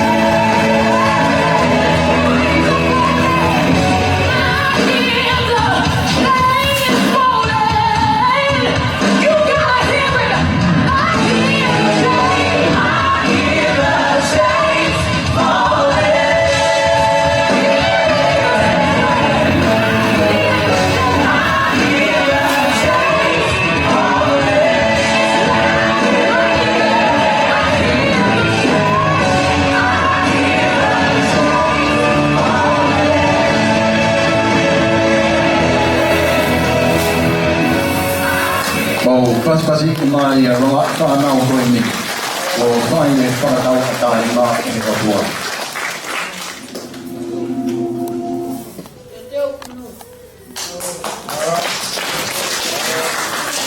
Tama te fua mo nganga. Whakahoko atu mua I he lupe o ku kapa I he taua. Ko e si whanga mo ko pūna eni, e ne ki whine motua ko si no veti tapu e lu. Ne ongo kua mamao, ka wikai tuku ai, e nau hiki e langi o e tahine nei whai me tuai. Whatawangi pēnā I hoko e nau ki whakawhautunga, ko hatasi pingare rei I he vete o e haki, ko whakatawa taina ki he otua.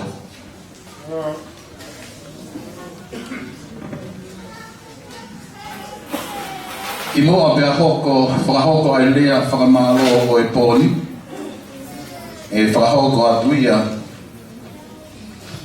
e he toke tā I Brisbane. O kua uwhi e whakamalo ia I au ai sola mo e būlangi o kunau ahia ai e whiawhini. Wa malo o kau mai, te tau kau, I he piki whatongia, lango Kia toki uka mea, pia mo I ka inga o Brisbane. Taha o e ngahi koloa mahu inga, kua whakatoka me he tahine whakawhi whakalanlangi, ai loto hanga mai, ai kau mai. O kua whakamalo I ai. Si kau Moimoi, I he whailupe o e taua mahanga o e kolomoa ko Kenpela. E nau whawhawhungaki mai ai Tongan Association of Canberra, ko e piki hama kai mai mana. Ke tau kau whakataha, pe tau uma taha, I he kātoanga kua mau maalari whiawhia ai mo e tahine hai komisiona. O kua whakamalo I ai kau mui wholau mai, ko e teke whatongia. Malo mua kau whiwhine, ai tongi, pia tongiaki, ai tae mafua, pia taha ki he taua. Ko iai o kou acknowledge atu, a siniwa Tonga, a neti whakawā moiana, lata I suwa, tō mai landi nau whahu, tiani puri mai, ana hosi.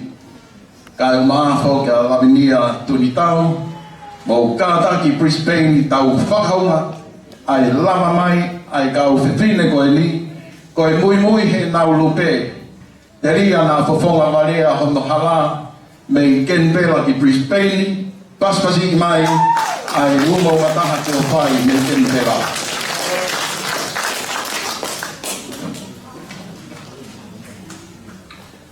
O atu e kore koe ni, ki he tōtaha une whai e lea tuku, lea whakamalo, ka taki o whakahoko ia I taimini, ki mua pia tatau a kofe, ia unganga pia mohama te fua.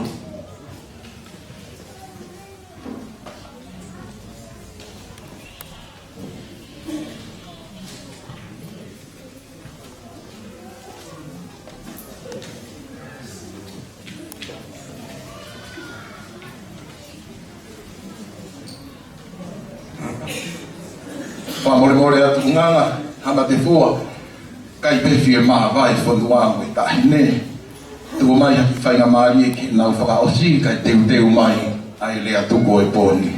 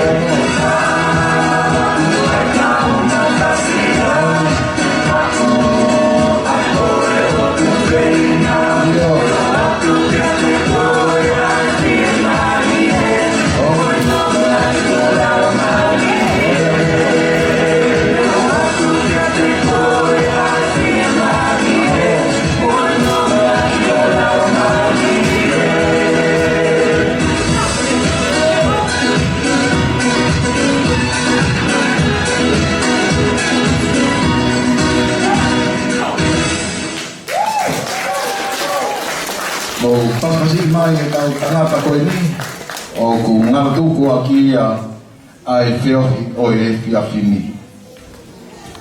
O ko kore ki a Peruvalu mei koso ko e tangata whai a koe ni i Brisbane ko e konbina ni o i leti o Tonga.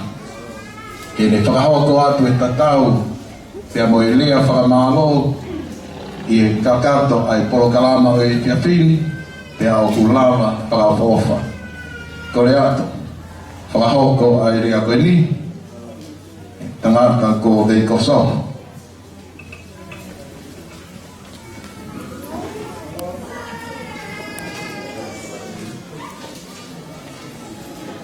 Ini mimimi bara mimbi kurichara ngalawai na nimbi. Dahine princess.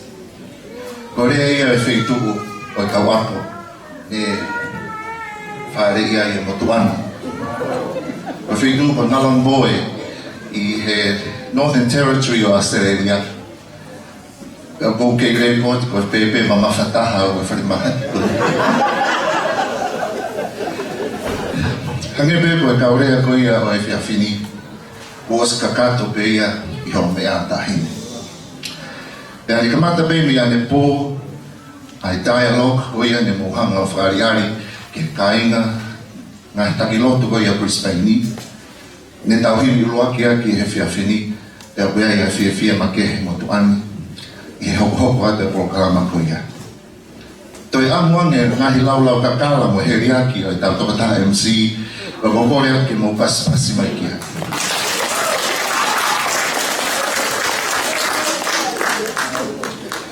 O ko fia I he whakafe whakalanglangi ai komiti no whakainga ki ono tānaki mai ai kainga lotu Tonga o whaiwhikau Pitapura o mawhaka whaiwhikau Sakala me hina whaki ko ia o Brisbane o kui he kau apolisi nolo ko Yagara mo Turabolo people ke tau whakataha I he kere koe ni o Younger Bay ne lau ki ai ulaki rea o fiafini koe whoki haati e ni o loto Brisbane pea ne toi hanga whoki he tau MC o pe toi ningi langi I he mea mai tahina princess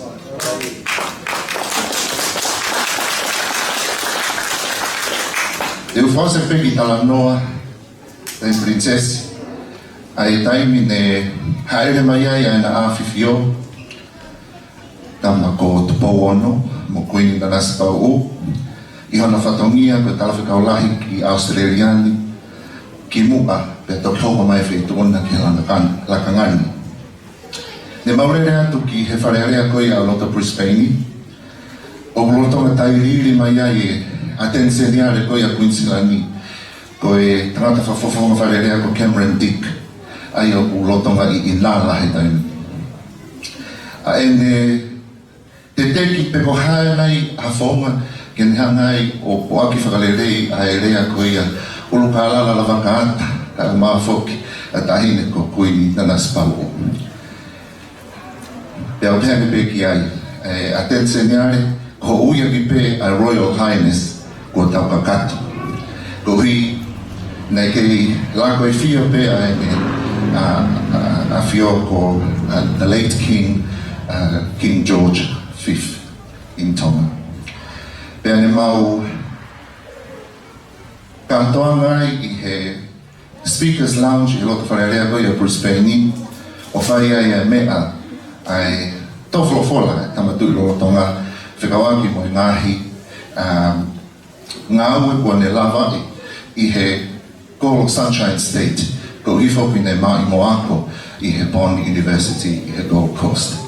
Ko iai, koe ke tue whaloloa watu ai o whalahi me motuani ko hui ko ku kau whatanga rea ko ia a se ausi kupu ko e tāta poniaha pepe koe a korfa more more ka pau ia tono no I whawhia mai. O kua kai o whalahi a pito I whitu una ma foki ai kau ahi ko tau pepe mo mea mai ki o mau koloni of ke mo mako ha Tonga Day celebration fia a pongpongina ka o ma foki ha tāpua ki whalau ngali I a sata tena lewa maranga kai tau.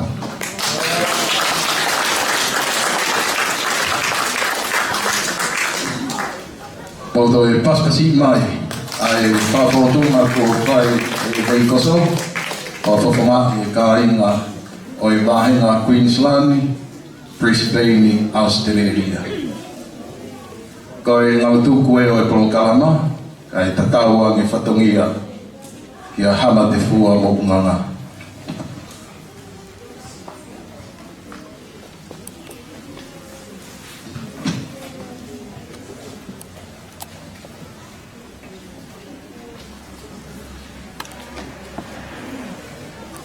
Patulo watu hama te fua maunganga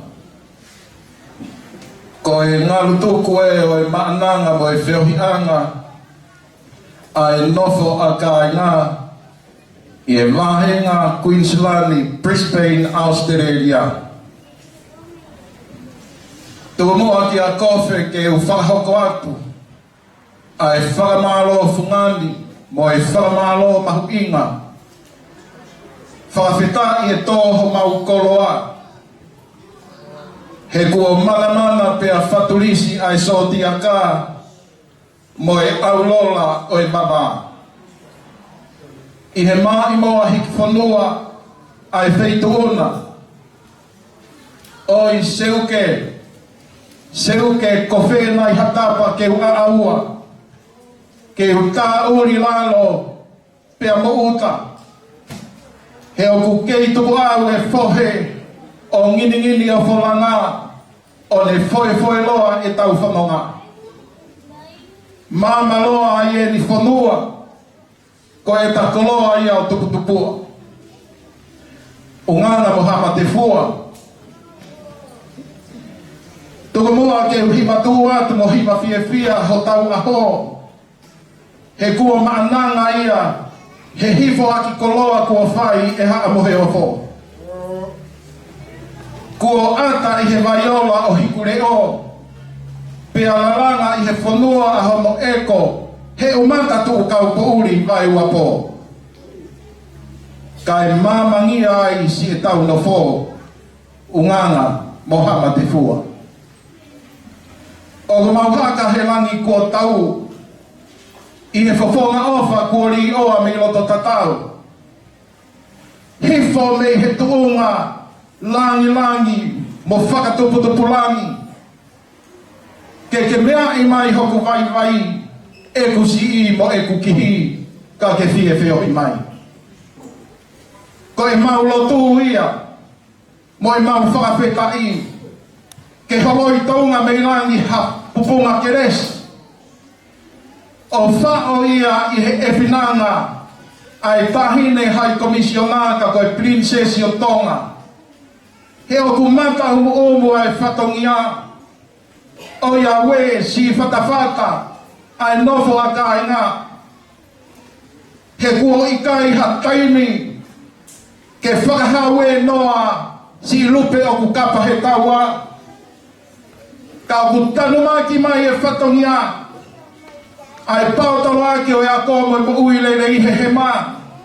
Ai nofo mau luta, ai sipoti, ai treiti ai whanua, kua kawhataha ia, he mā i moa hiki whanua o ku whai mei loto tatauna. Ko ia e maulotu hamatau, pea pehe whoki ungana. Ka ia i hatau mai he pon, tuku mua ki a kofe, ke ute ki nai moana, i he otu ki nei ki nā moe waherulunga. He ilo nā ku hake, i he whanga i rifuka. Ke utoi mai tau aki pūru moe toa ko tui a tau. Whai ai e ku unaloto, whai ai e ku hiki, tangane, ai tahine whatuputupulangi, o ku tuku he manatu, ai tonga ko toa whakatarutaru, lewa marana kau tau atu. Hello, Grandma, como a Paula. Tonga se tapaki pernila. Até lá que a puspei e que a foi. Tá para moi potasio ha a pio do tatau. Mo mai mo tok ta pe ta pa mo tu a que kini. No tai ni matau ni a peo ni ala. No mai eu mala ni pai a pamalo. No mai te o pai ko mawat. Au pito. Kope, ton mone tatalo. Aho ni e katoa nga koe aho lau siwa. Ino i pe uanga. Tala he, paranite koe e naunau e paranite koe he akoe. Tala he mahina e naunau e whetu he akoe. Tala he awawhia e naunau e uae akoe. Kope koe ahoni. Ke tala ke teu e taua. E ki taunga e kalia e tamai ke nāi. Kai. Tai pe kāwhakawhai no patungia. E ki woku ko. Ato ngai tau kuka mai ki mai ke he kau tonga ai. Kai te toe kei tai whai hoka patā me whai mai. E whanawhana mea e halama te alona. I talaki sāngo ne pe mungu. Tere ai pe mungu. Dia Paula. Tahu ele que até o pai também com lá é com a muito. Ai mamãe ela tá tão ai tá iba a água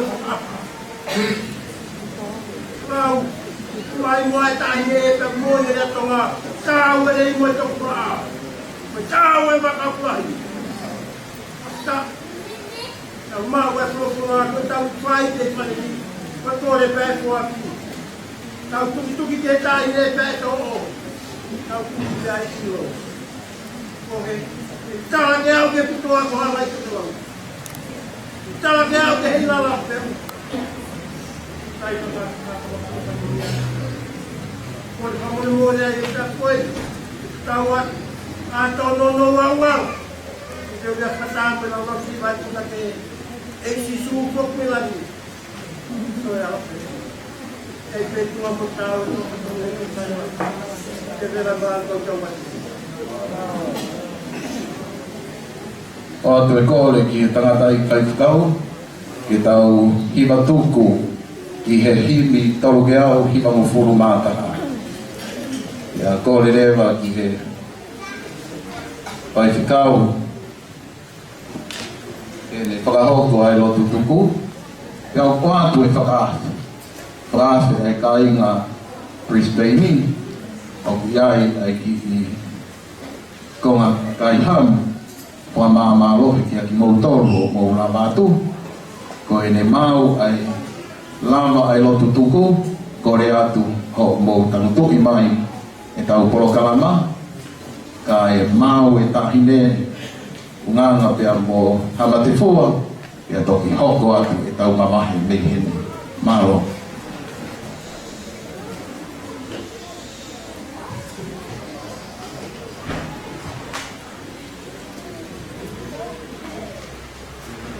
Kore peke tau whaau si aki e kimi whatonga. Torunge au hiwa mo furu mātaha vesi urua ki pe e pe ki e vesi whaau si kore ke kau wifi ke lau takoni mai ke tau ngau e whakataha. Tolunge au hiwa mo furu mātaha, o kuai haki whanua, o kutu i o sen, nai kai ke mākotoa, nai masiwa helelei, haleluia, o monu i a heni.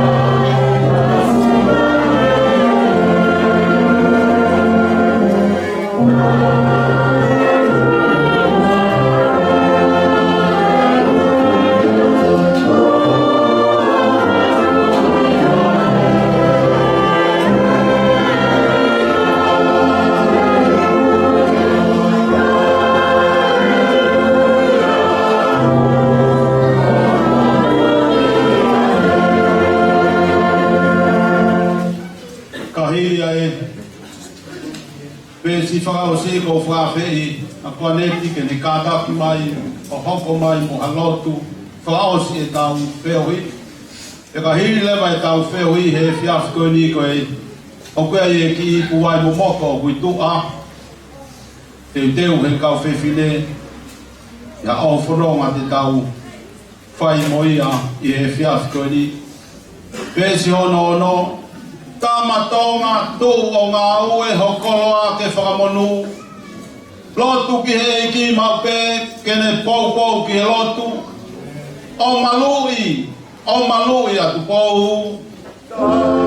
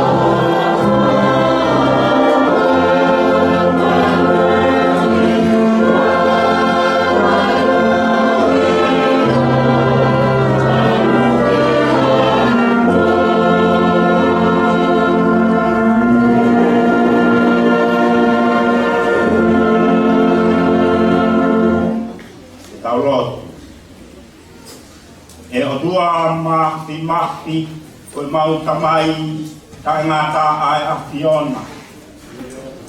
O sisu kawaisi koe alo tofeta oe afiona. Ia moholau mai e maononi ko mau kaukapo. Tolu koe tahape. Koe fuakawa motua. Moe fuakawa fo'ou. Koe tohi tapu oku tahape. Koe lai oribe oku ua. Koe pure anga.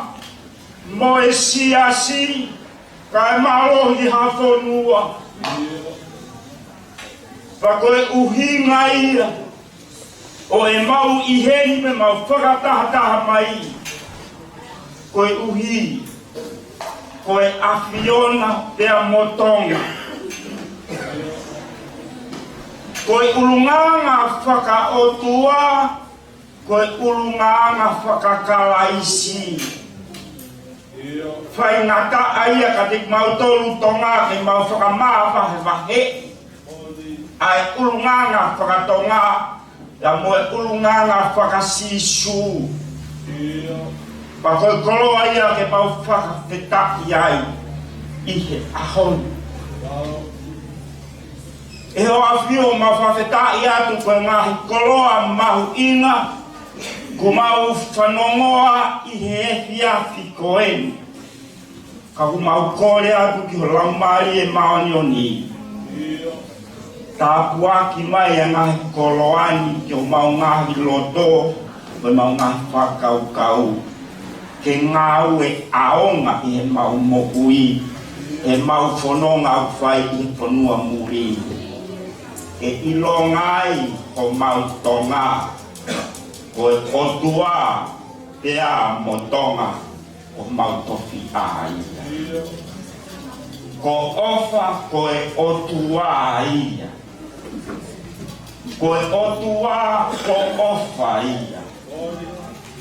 Ko tonga pea mo ofa ko ia ho mau tofi a he pōni. E ho fio, ka Moimoi, takaki mau tōni he pōni. Ki ho o lini sesi. Ka mau ka mātu ku he pōni pea keia keia. E a moe taki lerei ku whai he pōni. Wahi whokoloa lerei ku whai he pōni. Ka tik mau tolu koe kainanga o e whonua. Waka iaha mau mātuku i he pōni. Ka iaha lerei ne mau mau he pōni. Ka waha ngahi mea ko ngari, whakangari lerei. Ia ngari ko mau whopetu ki tua. Mau ilo ko hoko ihe ni. Ko mau whakakoloa ia. Pa moha ngātu ki o awhio. I longa ngahi lerei. Ka i longa ngahi tāpuaki. Pa i longa ngahi mea ko tawhia ko mau whai he pōni. Ko ngari lerei ai ai tonga. Mau whuaki kotoa atu te ia kia te koe. Ki a au pea rangi. Ai kei mahino ri mau tolu. Ko whanau ki mau tolu. Ia sisu kraisi ko mau whakamohui. Amen. Ia koe kresi ai eiki. Ia moe ofa ai o tua koe tau tamai. Kukuia ke nenofo mau ia te tau tolu no kotoa pē. Owa na hiri. Kai pai peo o lau i fuonga. Amen. Kore atu, pasi ka fundua.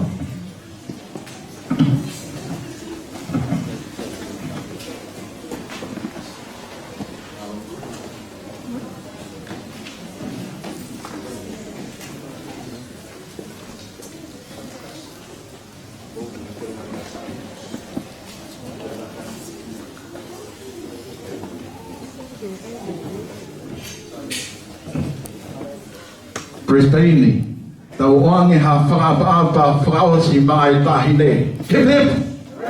Hip hip! Mo toi o mai ha whakaapa make, mai kau Moimoi wholau e tahine me korongoa. Hip hip! Hip hip! Ai kau wholau me i Tonga, New Zealand, pia mo whewhua i mamani ko nau kau mai e pōni. Hip hip! Pia ki a hamatau mo nganga. Hip hip! pea mo kofe fo. Hip hip. Mao au pito ho mo me amai. Ka tau whamamai ang he me tahine, kore atu ke mo tō upeha mo tuanga, ka tau whai e me atatau, ke ka tato e whatongia ke tahine princesi.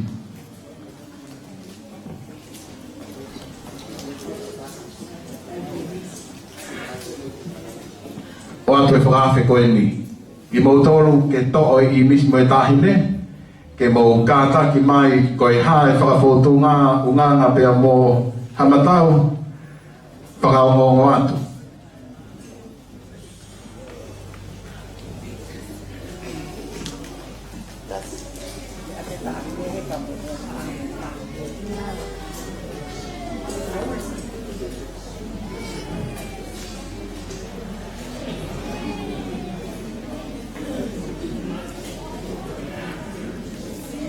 Sai, kore atu a kofi, kau whiwhine, mo kātaki mai kore atu unganga muhamatau, ka ki whakawhainga maari e mea anga e tahine, ke tūngā whakau tangata o toko mai ki loto maari ka e whainga maari ai whakahoko e i misi.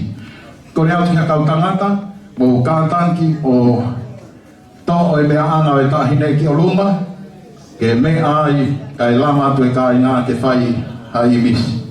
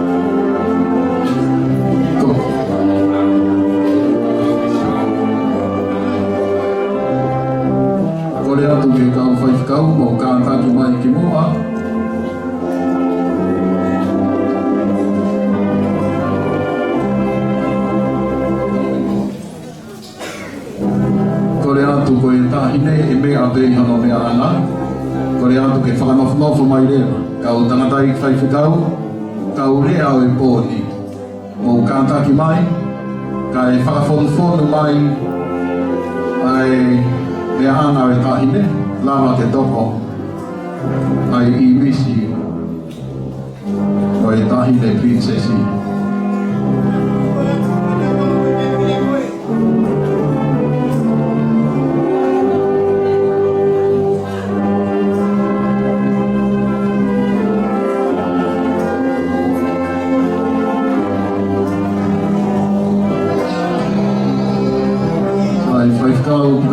Whaikau e sloane, o kātaki mai ki mua, kau rea o e pōni, o atu e pōne mo kau mai ki he tō i misi mo e tahine. Kore atu ki he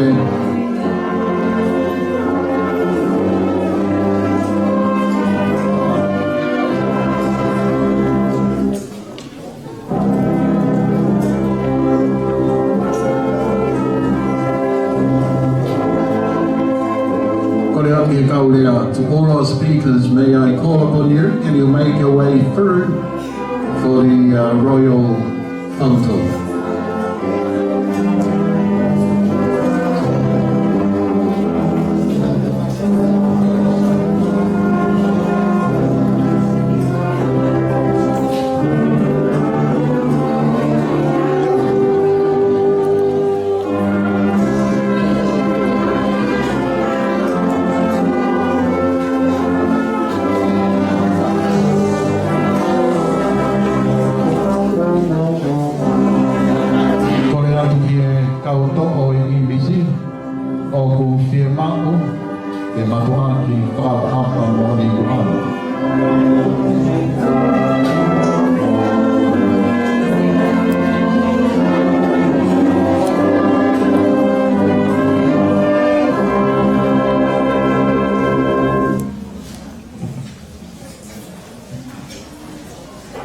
whamalo atu ki e ngahi I misi kua tongo mo e tahine prinsesi o atu e kore ke teu ai tuonga mātua mo I kine mātua hoko mai e toho I misi. Whamalo atu e kau tangatai paikau malo au pito ko lava e ngahi I misi kai hoko atu ai kau toho I misi. Kore atu ki a Betty Plague e seta pinau mo ki boutoro e kau aahi kau Moimoi he tahine mei gen pela kore atu ke mo lava ko toa hipo to o hai mis ko ngā hisuelia whakamanatu e kau mai mo e whekau aki ai langa ngā ue mo e whengā ue aki kore atu ke tau kātaka whakawe to e ngā imisi kai te totonu ke fumā loloa e mea e tau ki tahine he pōru.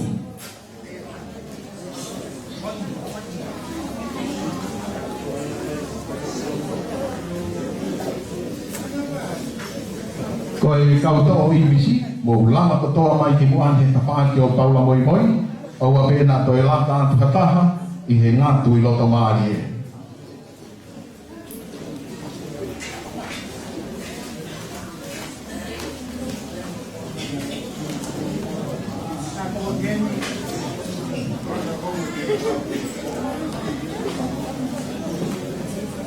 Sama ko matineng, ato mo bay.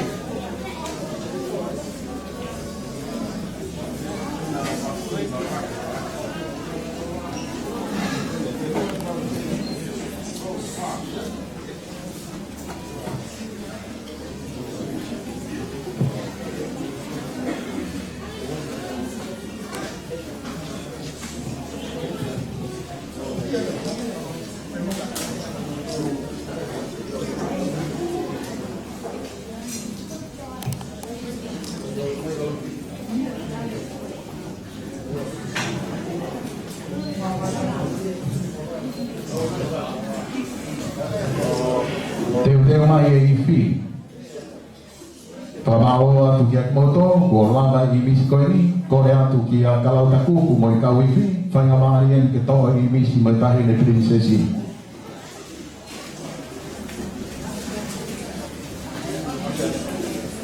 Teu mai e komiti. Komiti ngā ue ai nofo a kāinga, tau whamaro ko toa I e whakatutu kua mau whia. Teu mai e komiti ai nofo a kāinga.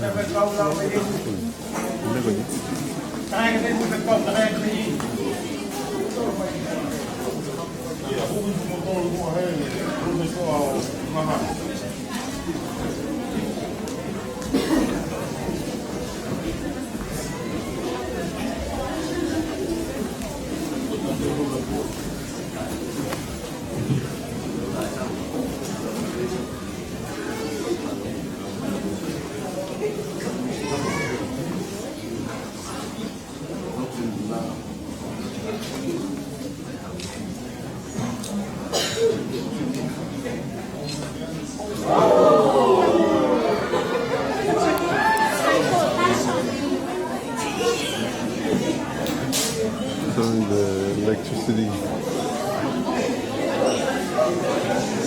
Sorry everybody. The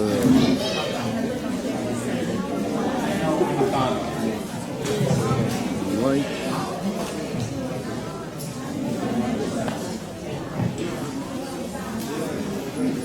Kama te fua pia mo ungana. O ko whakamāro te hou ngā tu e mau whainga maari e ki he ngahi I misi. Mea pāno he kua pure mai a matolai. Nā kua kāmate I mai e māmā me purotu.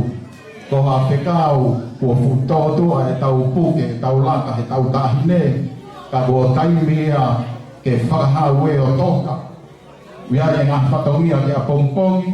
Ia kua whamaro lo tau ngā tuai. Kore atu ke ngahi māma, mau huru mai ai me anga o tahine, pia mo tō mai kai māmai ho tau kama.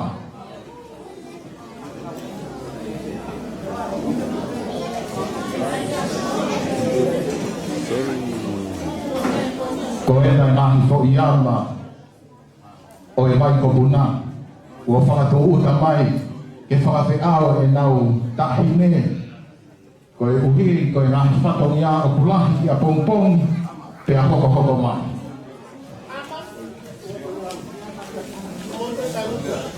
Mo kātang ki o lawa hati ki o luma, tau whakahoko e mea tatau i taio i nei tōu tai tahine, whakamāmai e ne mea ki o lo mea ana i he kō tere.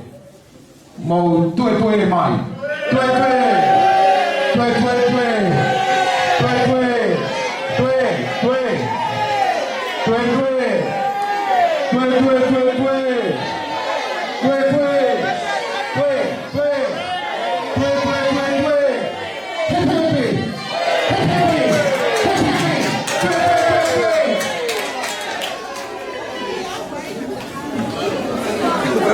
Mau kita mau. Ora, não viu. Lama, dia mau lama, satu dia mau kerja, mau kita mau ya.